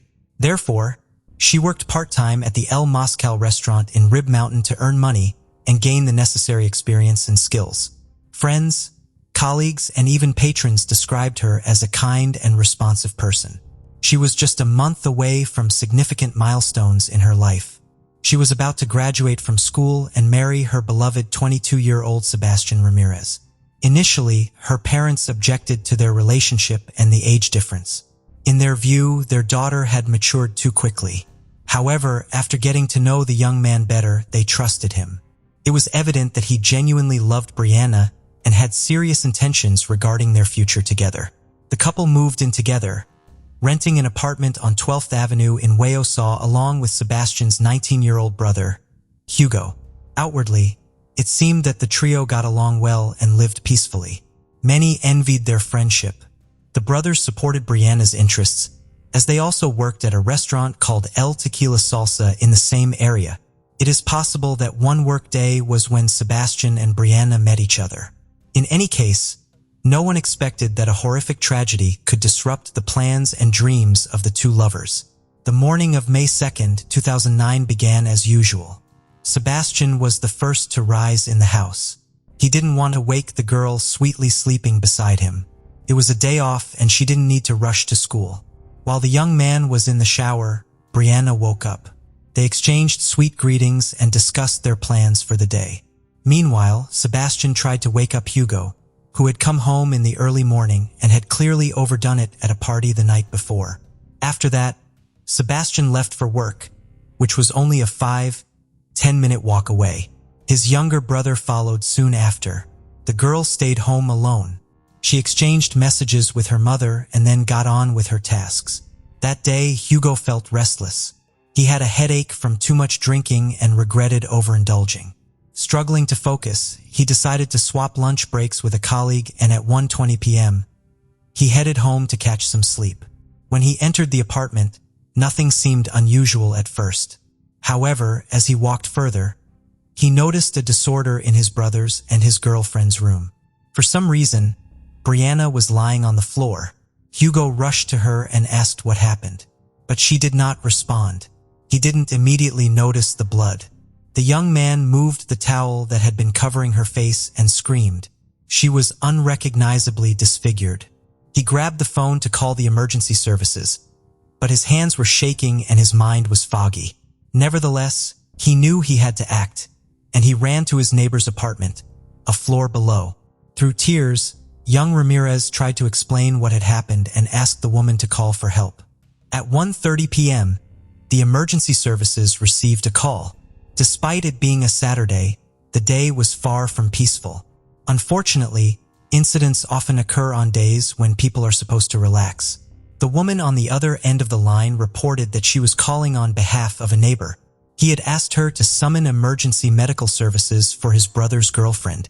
The unfortunate woman lay on the floor with cuts on her body and a disfigured face showing no signs of life. Police and paramedics were dispatched to the address immediately. The parking lot of the apartment building was crowded, but one individual stood out from the crowd and approached them. It was Hugo Ramirez. He led the officers to the apartment. The young man could barely speak, so he simply pointed out the shocking scene. At the center of it all lay Brianna, her body bearing deep wounds. Stab wounds were evident on her chest, neck, and wrist. The officers asked the young man to leave the room while forensic specialists began their examination. One speculated that the victim had been lying there for some time, as the blood scattered everywhere had already started to dry. It was clear she had fought back, as evidenced by the defensive cuts on her arms. However, the assailant had overpowered her. The crime scene was rife with evidence. The first thing the forensic team noticed was a bloody iron lying on the floor, broken with some pieces scattered nearby. It appeared that the criminal had used it to strike her face. 2 knives lay in the bathroom sink, one missing its sharp tip. Blood was found on the soap, leading investigators to speculate that the criminal had used it to wash their hands. But the bloodied shoe print left on the carpet drew more attention. Overall, the examination of the dwelling revealed several curious details. There appeared to be no signs of forced entry, suggesting that the victim knew the wrongdoer or that he had some way of gaining entry to the apartment. Another notable detail was the scattered bills ranging from $1 to $20, amounting to a substantial sum. Hugo explained that these were tips they had accumulated at work, so much so that they were just placed anywhere. At first glance, nothing seemed to be missing from the apartment. Everything pointed to the fact that Brianna was the target of the attack, not robbery. This was confirmed by the broken knife tip found in her body. What kind of force was necessary to break a knife? Who could harbor such feelings towards a young woman? And most importantly, what could have been the cause of such unprecedented cruelty and aggression? Eager to shed light on the matter, law enforcement officers were keen to speak with the girl's relatives and close friends, especially as they needed to convey the dreadful news. In the police department's office, Craig and Lori Schneller awaited news. They had heard that something terrible had occurred at the home where their daughter lived, but unfortunately, they had been unable to contact her. With heavy hearts, they went to the police station seeking answers. The officers had to confirm the parents' worst fears were indeed true. There was no greater sorrow for parents than to endure the loss of a child. The devastating news split the Schneller's life into before and after. Authorities provided photographs of Brianna for identification. The process was a mere formality, as her identity was already established, but protocol required it. Due to the horrific injuries, not all photographs taken at the scene were shown to the family. Only those that showed part of her face were displayed. Once confirmed, the Schnellers could hardly believe what had happened. After consulting with a psychologist, Craig and Lori were able to answer a series of questions. They were eager to assist the investigation and catch the person responsible, so they provided as much information about their daughter's life as possible. The parents insisted that she had no known enemies or ill-wishers, at least to their knowledge. It was also revealed that Brianna's mother was the last person she had communicated with. That morning, Lori had taken Brianna's car to the auto repair shop and had messaged her daughter around 10 a.m. to inform her. Brianna had responded. This means that the tragic incident occurred after she spoke with her mother and before Hugo's arrival, establishing a timeline for the events. The police launched a comprehensive investigation. The first to be invited for an interview by the detectives were the Rodriguez brothers, Sebastian and Hugo, who were questioned separately. The fiancé of the victim, Sebastian, reported that he woke up at 9:15 in the morning, had a brief conversation with Brianna while getting ready for work, and then woke his brother. By 10:15, he was already at the restaurant. He learned about the incident after receiving a phone call. Hugo's account matched, stating he left the house about 10-15 minutes after Sebastian. He returned home at 1:20 p.m. because he was feeling unwell and wanted to rest. However, his illness and fatigue vanished when he discovered Brianna lifeless. After that, everything seemed like a blur. He explained that he was so stunned that he couldn't think straight on how to react properly. His mind shut down and his hands trembled, leaving him to run to a neighbor and ask for help. The Ramirez brothers were credible and their distress appeared genuine. However, the police had often encountered convincing performances before, so they needed solid proof of their innocence. It was entirely possible that one of them was the perpetrator, and the other was covering for him. Therefore, detectives inquired about their relationships with each other. Sebastian declared his love for Brianna and his anticipation for their upcoming wedding. Hugo was asked if he had any grievances against his brother's girlfriend or if they had quarreled, to which he responded negatively. He also clarified that despite her attractiveness and charm, he had no intentions toward her because he valued their good relationship and would never interfere with Sebastian's happiness. Brianna was like a sister to him. The interrogations lasted for hours, yet neither brother aroused any suspicion. After taking DNA samples from the young men, they were allowed to return home. To confirm or refute the Ramirez brothers' alibis, detectives interviewed employees of El Tequila Salsa restaurant and reviewed the establishment's surveillance footage. Sebastian and Hugo's accounts were corroborated. The theory of a domestic-related crime was dismissed. Then who was the murderer of this innocent young woman? Could there be a predator in the city? Perhaps he had been watching Brianna earlier and had learned much about her. Maybe on a day when she was alone, he executed his criminal intent. The investigation continued. By this point, the autopsy results had come in, confirming the initial suspicions of the police. The sequence of the crime was reconstructed as follows. Brianna first sustained a blunt force injury to the head, likely with an iron. Then the perpetrator cut her throat, followed by multiple stab wounds to her body.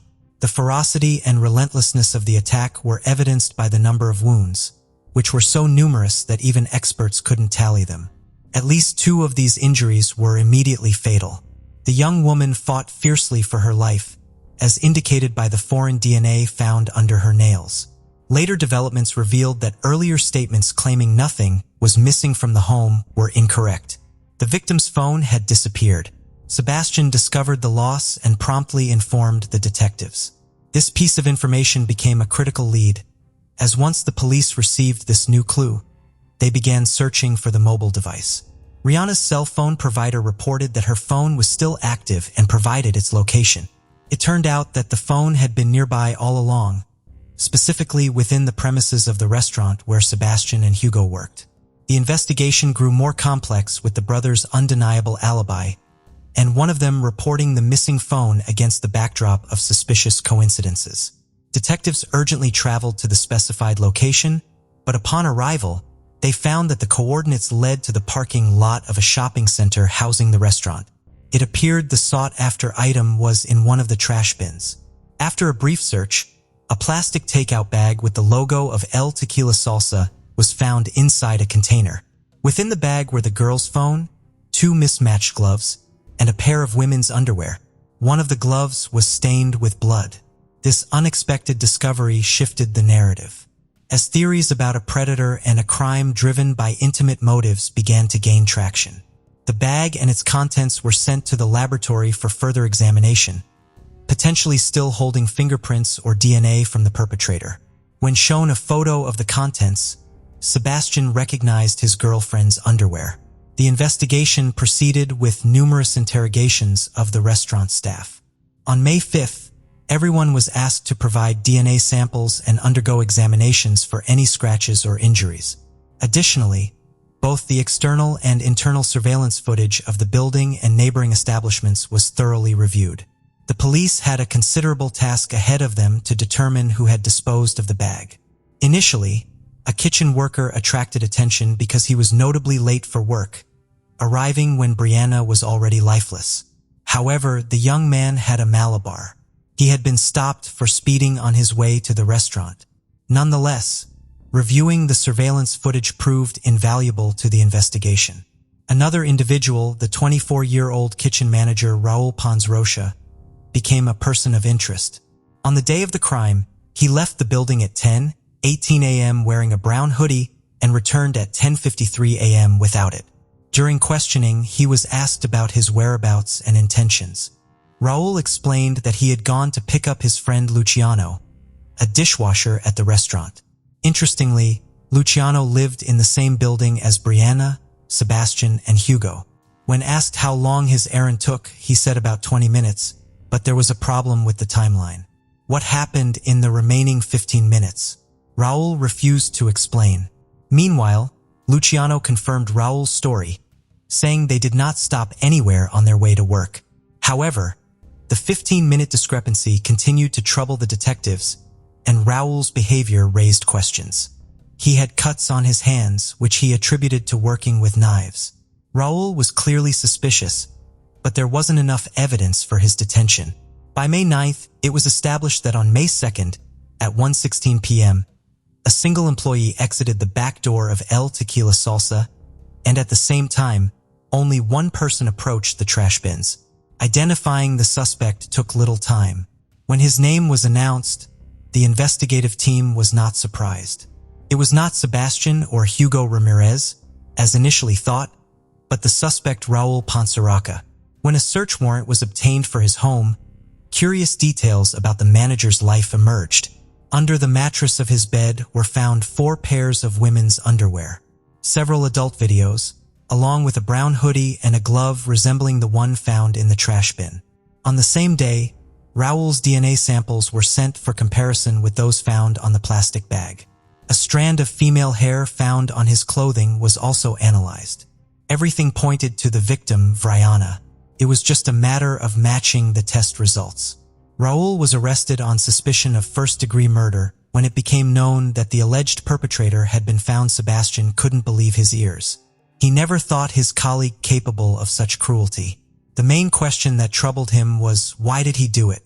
They hardly knew Brianna and had only seen her in passing.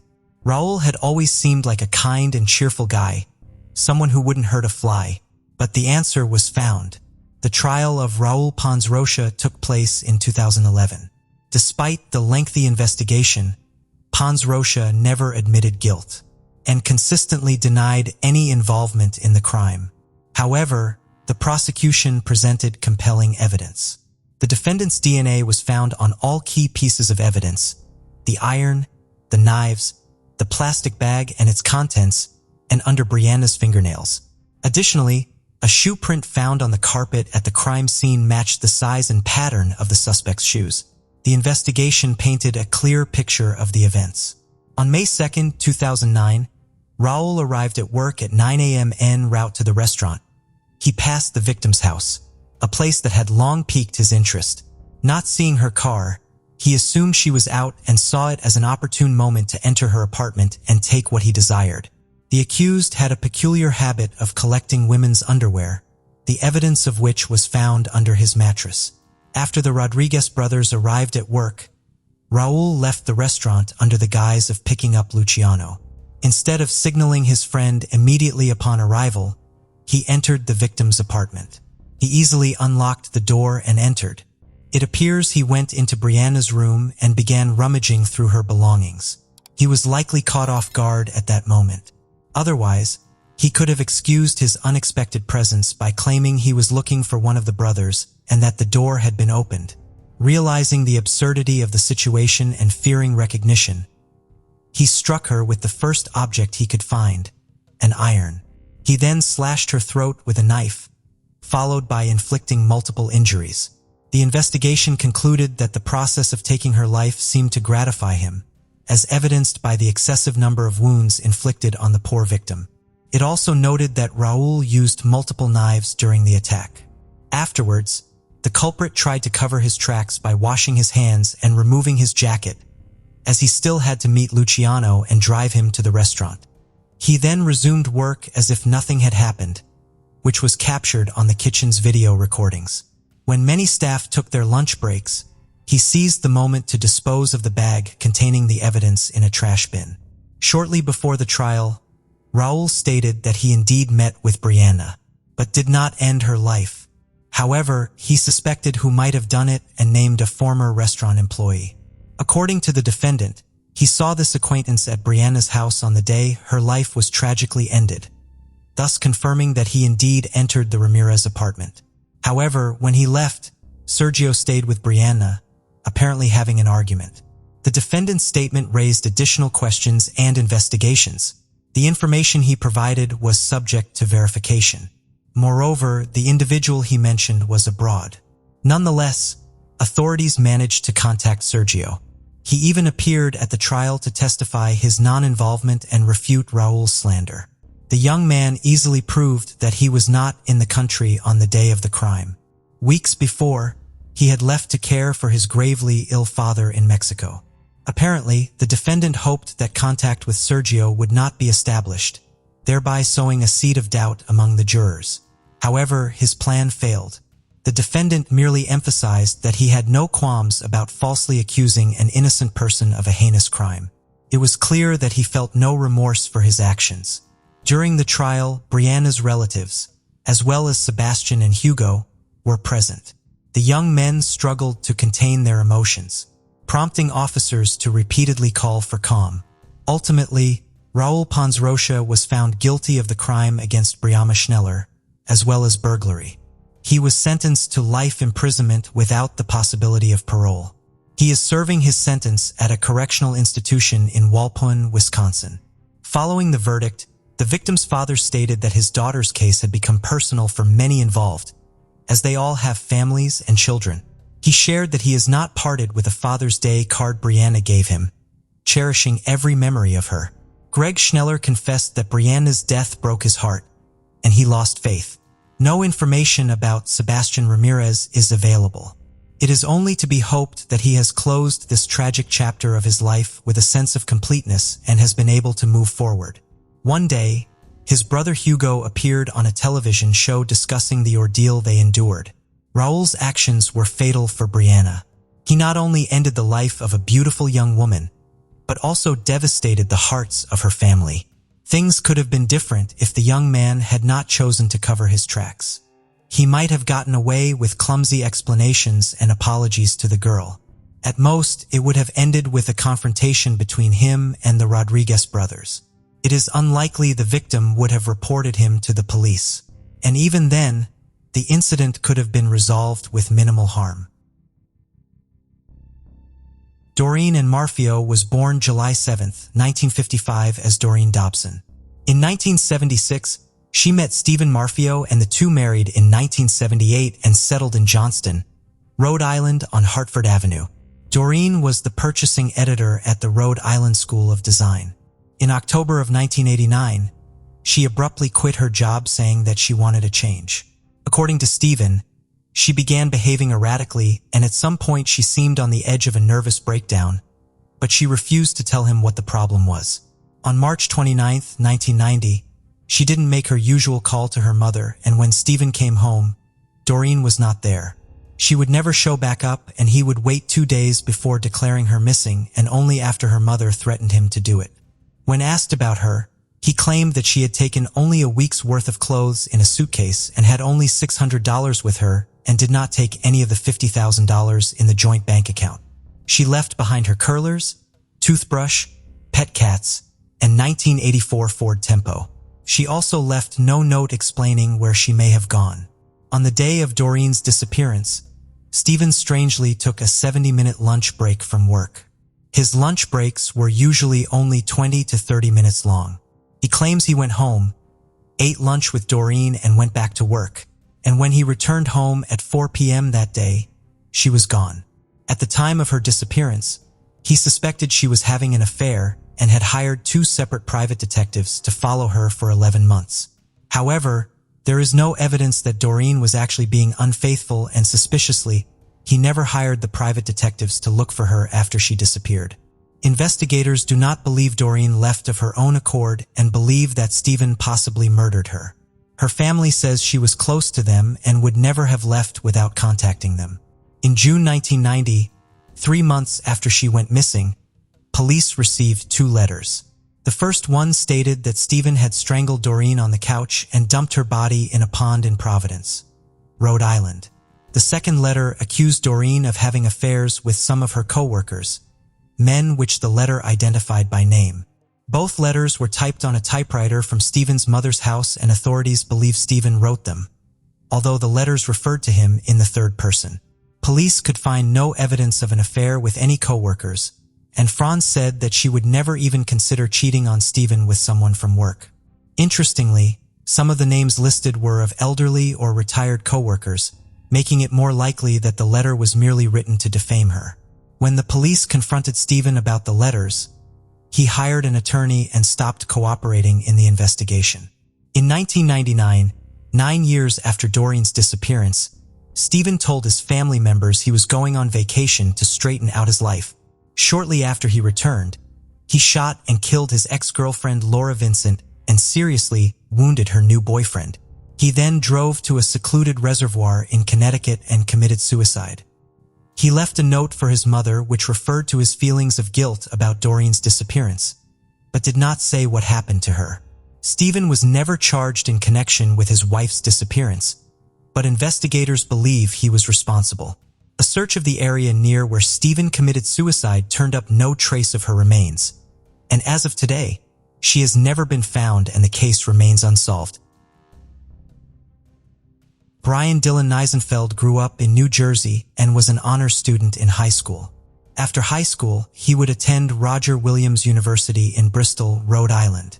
He is described as an introvert that enjoys reading, writing poetry, and listening to music.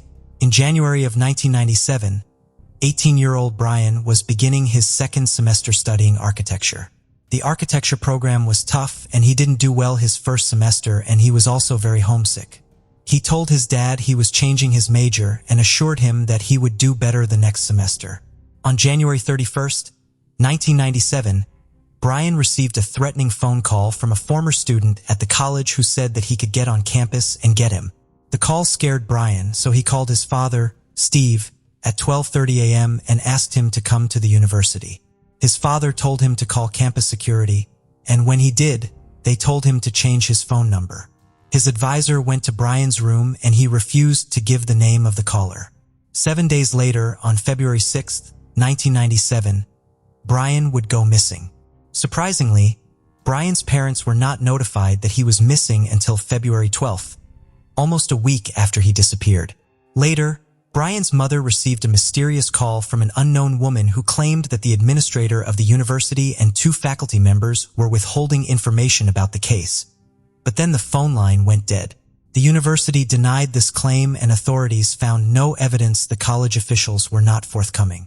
6 months later, on Labor Day weekend 1997, a woman and her daughter were walking along Hog Island in Narragansett Bay near campus when they discovered a shoe on the shore. When they looked in the shoe, they found part of a foot inside. DNA tests showed that the foot, along with a shin bone found nearby, belonged to Weil. They couldn't find any other remains. They do believe Brian is deceased, but they cannot determine what exactly happened. To some believe that Brian may have accidentally fallen into the river from the water's edge, or may have been distraught over personal problems or troubles in school and jumped from Mount Hope Bridge. The bridge is near Hog Island and is about 285 foot high, and Brian often spent time there writing poetry. However, his family and friends do not believe that he could have died accidentally or committed suicide and believe he was murdered. They also believe he may have been killed by the same person that was threatening him through the phone calls that occurred in the weeks before his disappearance. Josh Cohen later admitted to making the threatening phone calls. He was a friend of Brian's during his first semester, but the two had a falling out prior to Brian's disappearance. Josh said they were just made as a joke and that Brian had often made similar calls to him. His family believes that the former student was involved in Brian's disappearance and death, but the police do not believe he was involved. While Brian's parents do not believe the suicide theory, they do think it is possible that he may have accidentally fallen from the bridge. However, they lean toward believing their son was murdered and that Josh Cohen knows more than he is saying. Upset by the response at the university when his son vanished, Stephen Nisenfeld convinced the state representative to introduce legislation in Congress known as Brian's Law to require colleges and universities to notify parents if their children are missing for 24 hours. As of today, Brian has never been found and this case remains unsolved. Wendy Lee Madden was born March 6, 1968. On March 11, 1991, Wendy was just 5 days shy of turning 23. She was the youngest of 3 children and had a rough childhood. In 1991, she had recently moved from Woonsocket, Rhode Island to live with her mother at 53 Cross Street in Central Falls. It was a cold, frigid night when Wendy left her mother and boyfriend at their home to walk a couple minutes away to Store 24, now called ABC Liquors, to buy some cigarettes. It is believed she made it to the store and on her way home, she was seen talking to people closer to her house at 11:15 p.m. She was known for hanging out with an older and rough crowd. While she had no criminal record, she was allegedly dabbling in drugs and illegal activity. Later into the night, when she didn't show back up, her boyfriend and mother assumed she had gone to a friend's house like she often did. 2 days later, on March 13th in Pawtucket, Rhode Island, behind a small local bar called Jan's Place, a neighbor in the area would find her body. She had been strangled and sexually assaulted, but her official autopsy results have never been released to the public. Wendy had been known to occasionally hang out at that particular bar and may have been there on the night she went missing. Her case is still in active investigation, and the detective on her case now has a Facebook page dedicated to solving Wendy's case. Police have a person of interest, but the name of this person has not been released to the public. Donald Joseph Connell was born on October 31, 1958, and was nicknamed Donnie. In 1977, he graduated from the Rhode Island Middletown High School. He was very athletic and a very good baseball and basketball player. After school, he would join the U.S. Marine Corps just as his father had done before him. On December 2, 1986, in Newport, Rhode Island, 28-year-old Donnie left his parents' house at 6 Record Street and began walking to meet his sister who was on her way home. He was going to meet her at her place, which was only 1 street away. However, when she arrived, Donnie was nowhere to be found, and it is unknown if he ever even made it. Donnie was reported missing by his father 10 days later on December 12, 1986. Because he was an adult, law enforcement did not thoroughly investigate his disappearance as being foul play. At the time, missing persons were not broadcast or published in media as widely as they are now, and there was no major search for him. There was not even a newspaper article about his disappearance. His family and the Newport police detectives are still trying to obtain his medical and dental records, but are having a tough time.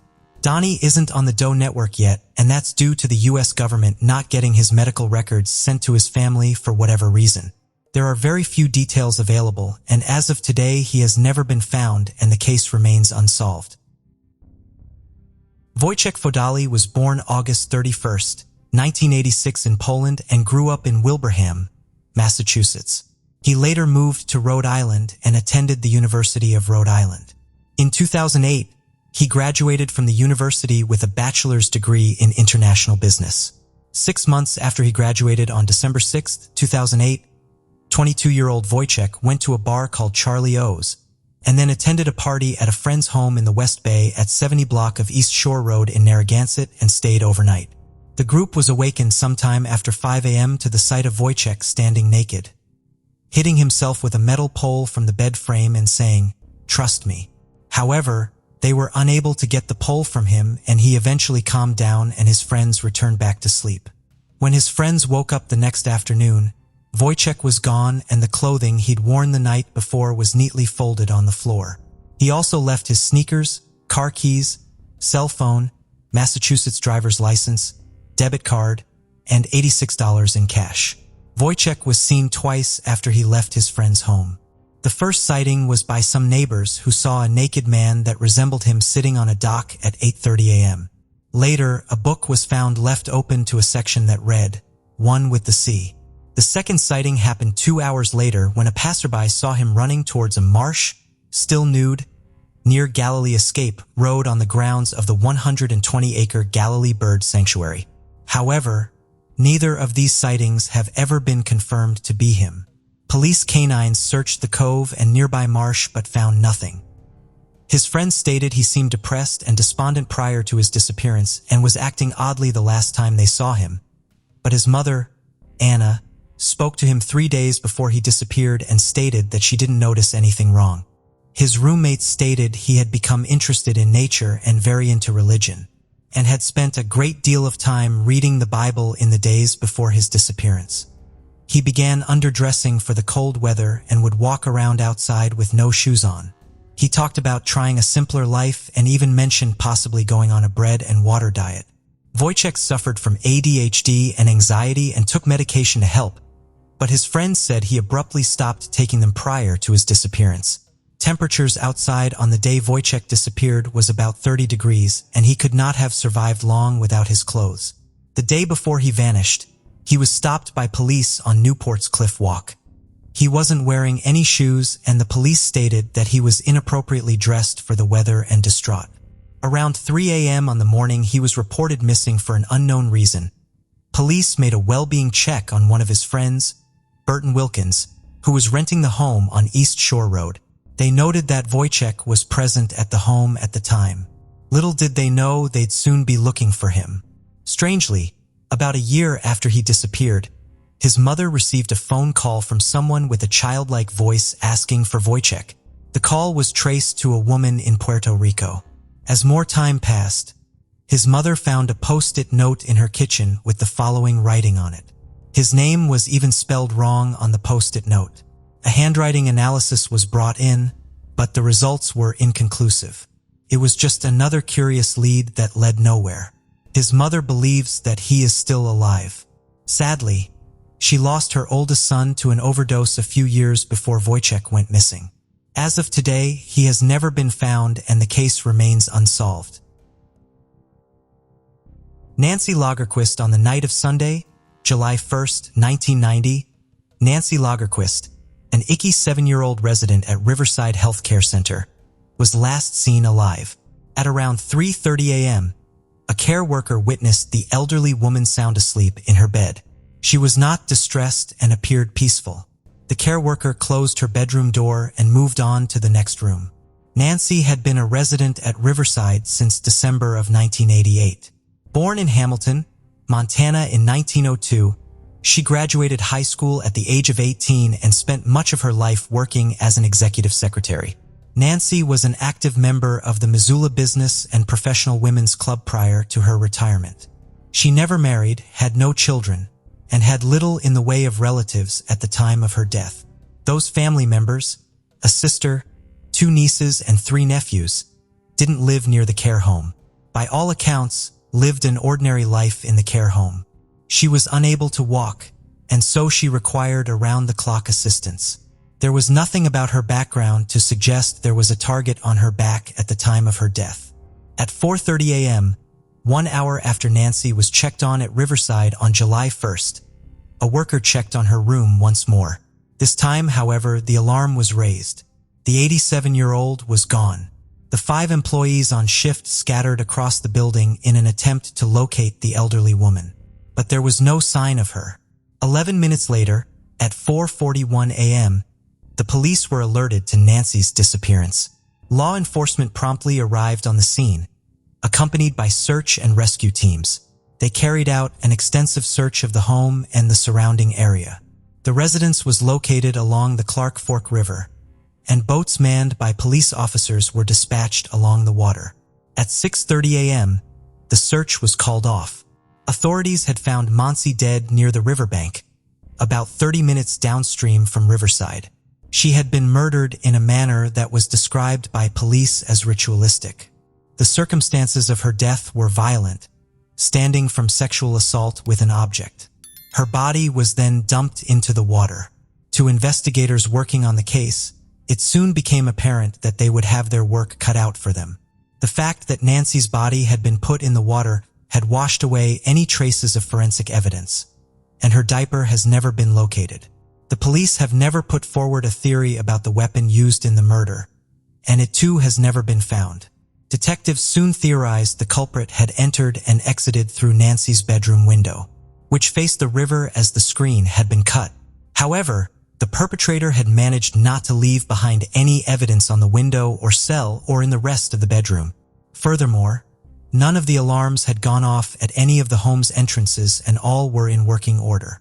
It's unclear if the home was dusted for prints, but given the amount of staff, residents, and guests coming and going from the home, it would have been a very arduous task if it had.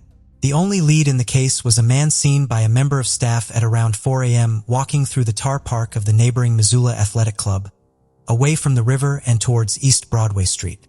He is described as being white between the ages of 30 and 40 and weighing around 180 to 200 pounds. He has light brown, collar-length hair, a mustache and brown-rimmed glasses, and was wearing an untucked white and brown striped t-shirts, tan button front shorts, and white tennis shoes with white socks. His t-shirt was longer at the back than the front. This man was never considered a suspect, but was wanted for questioning. However, it's unclear if he ever made contact with the police or was even identified by them. Reportedly, the description led to the police becoming inundated with reports. Due to Nazi's minimal family ties, a family connection was quickly ruled out, after which the authorities turned their attention to staff members. Staff at the care home would be familiar with its layout and its security measures and would know who was best to target. Investigators felt that the murder could well be an inside job and homed in on one male staff member in particular. He was eventually cleared of being involved, but left the care home less than a month later. It is unclear why he left. After ruling out the staff member, the police began to look at the possibility that the crime was the work of an outsider. They noted that security focused on the doors to the home, not the windows, and speculated that Nancy was picked because she was in a room facing onto the river and was not targeted for any reason more specific than that. They interviewed a man named James Bailey on multiple occasions, but eventually dropped in as a suspect. Eventually, detectives looked back at the witness statements they'd collected regarding any other potentially suspicious acts in the home.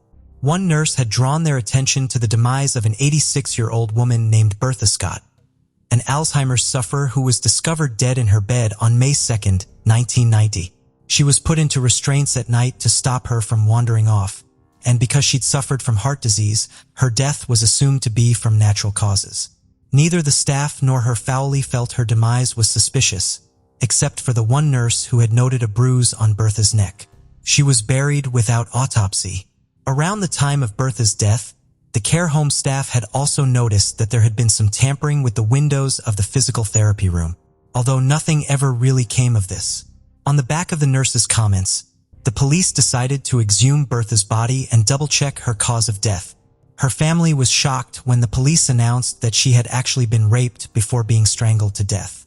Bertha's life was rather different from Nancy's. She had been born in Pennsylvania in 1904 and was married 20 years later. She had moved to Missoula just 2 years before her death so that she could be closer to one of her surviving children. 4 of her 6 children had died before her, though she was succeeded by a vast number of grandchildren. During Bertha's medical examination, it was discovered that semen had been left behind. Although a sample was collected, it was too degraded to produce a DNA profile which would help the police find her killer. From here, both cases grew cold. In 1992, a man of another care home was arrested for sexually assaulting one of the residents.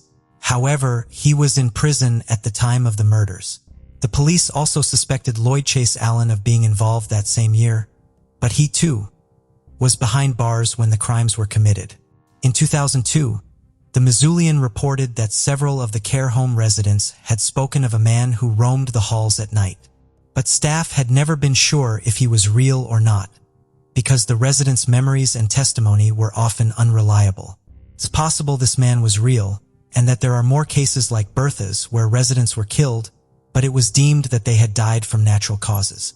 However, without DNA evidence, a confession, or further investigation, it seems likely we will never see this case solved. Thank you for joining us on this journey into the depths of unsolved mysteries.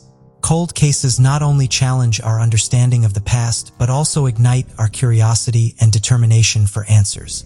Remember to subscribe to stay updated on our latest investigations. And if you have any information regarding the cases we've covered, don't hesitate to reach out. Together, we can shed light on the shadows of the past and bring closure to those who seek it. Until next time, stay vigilant, stay curious, and never stop seeking the truth.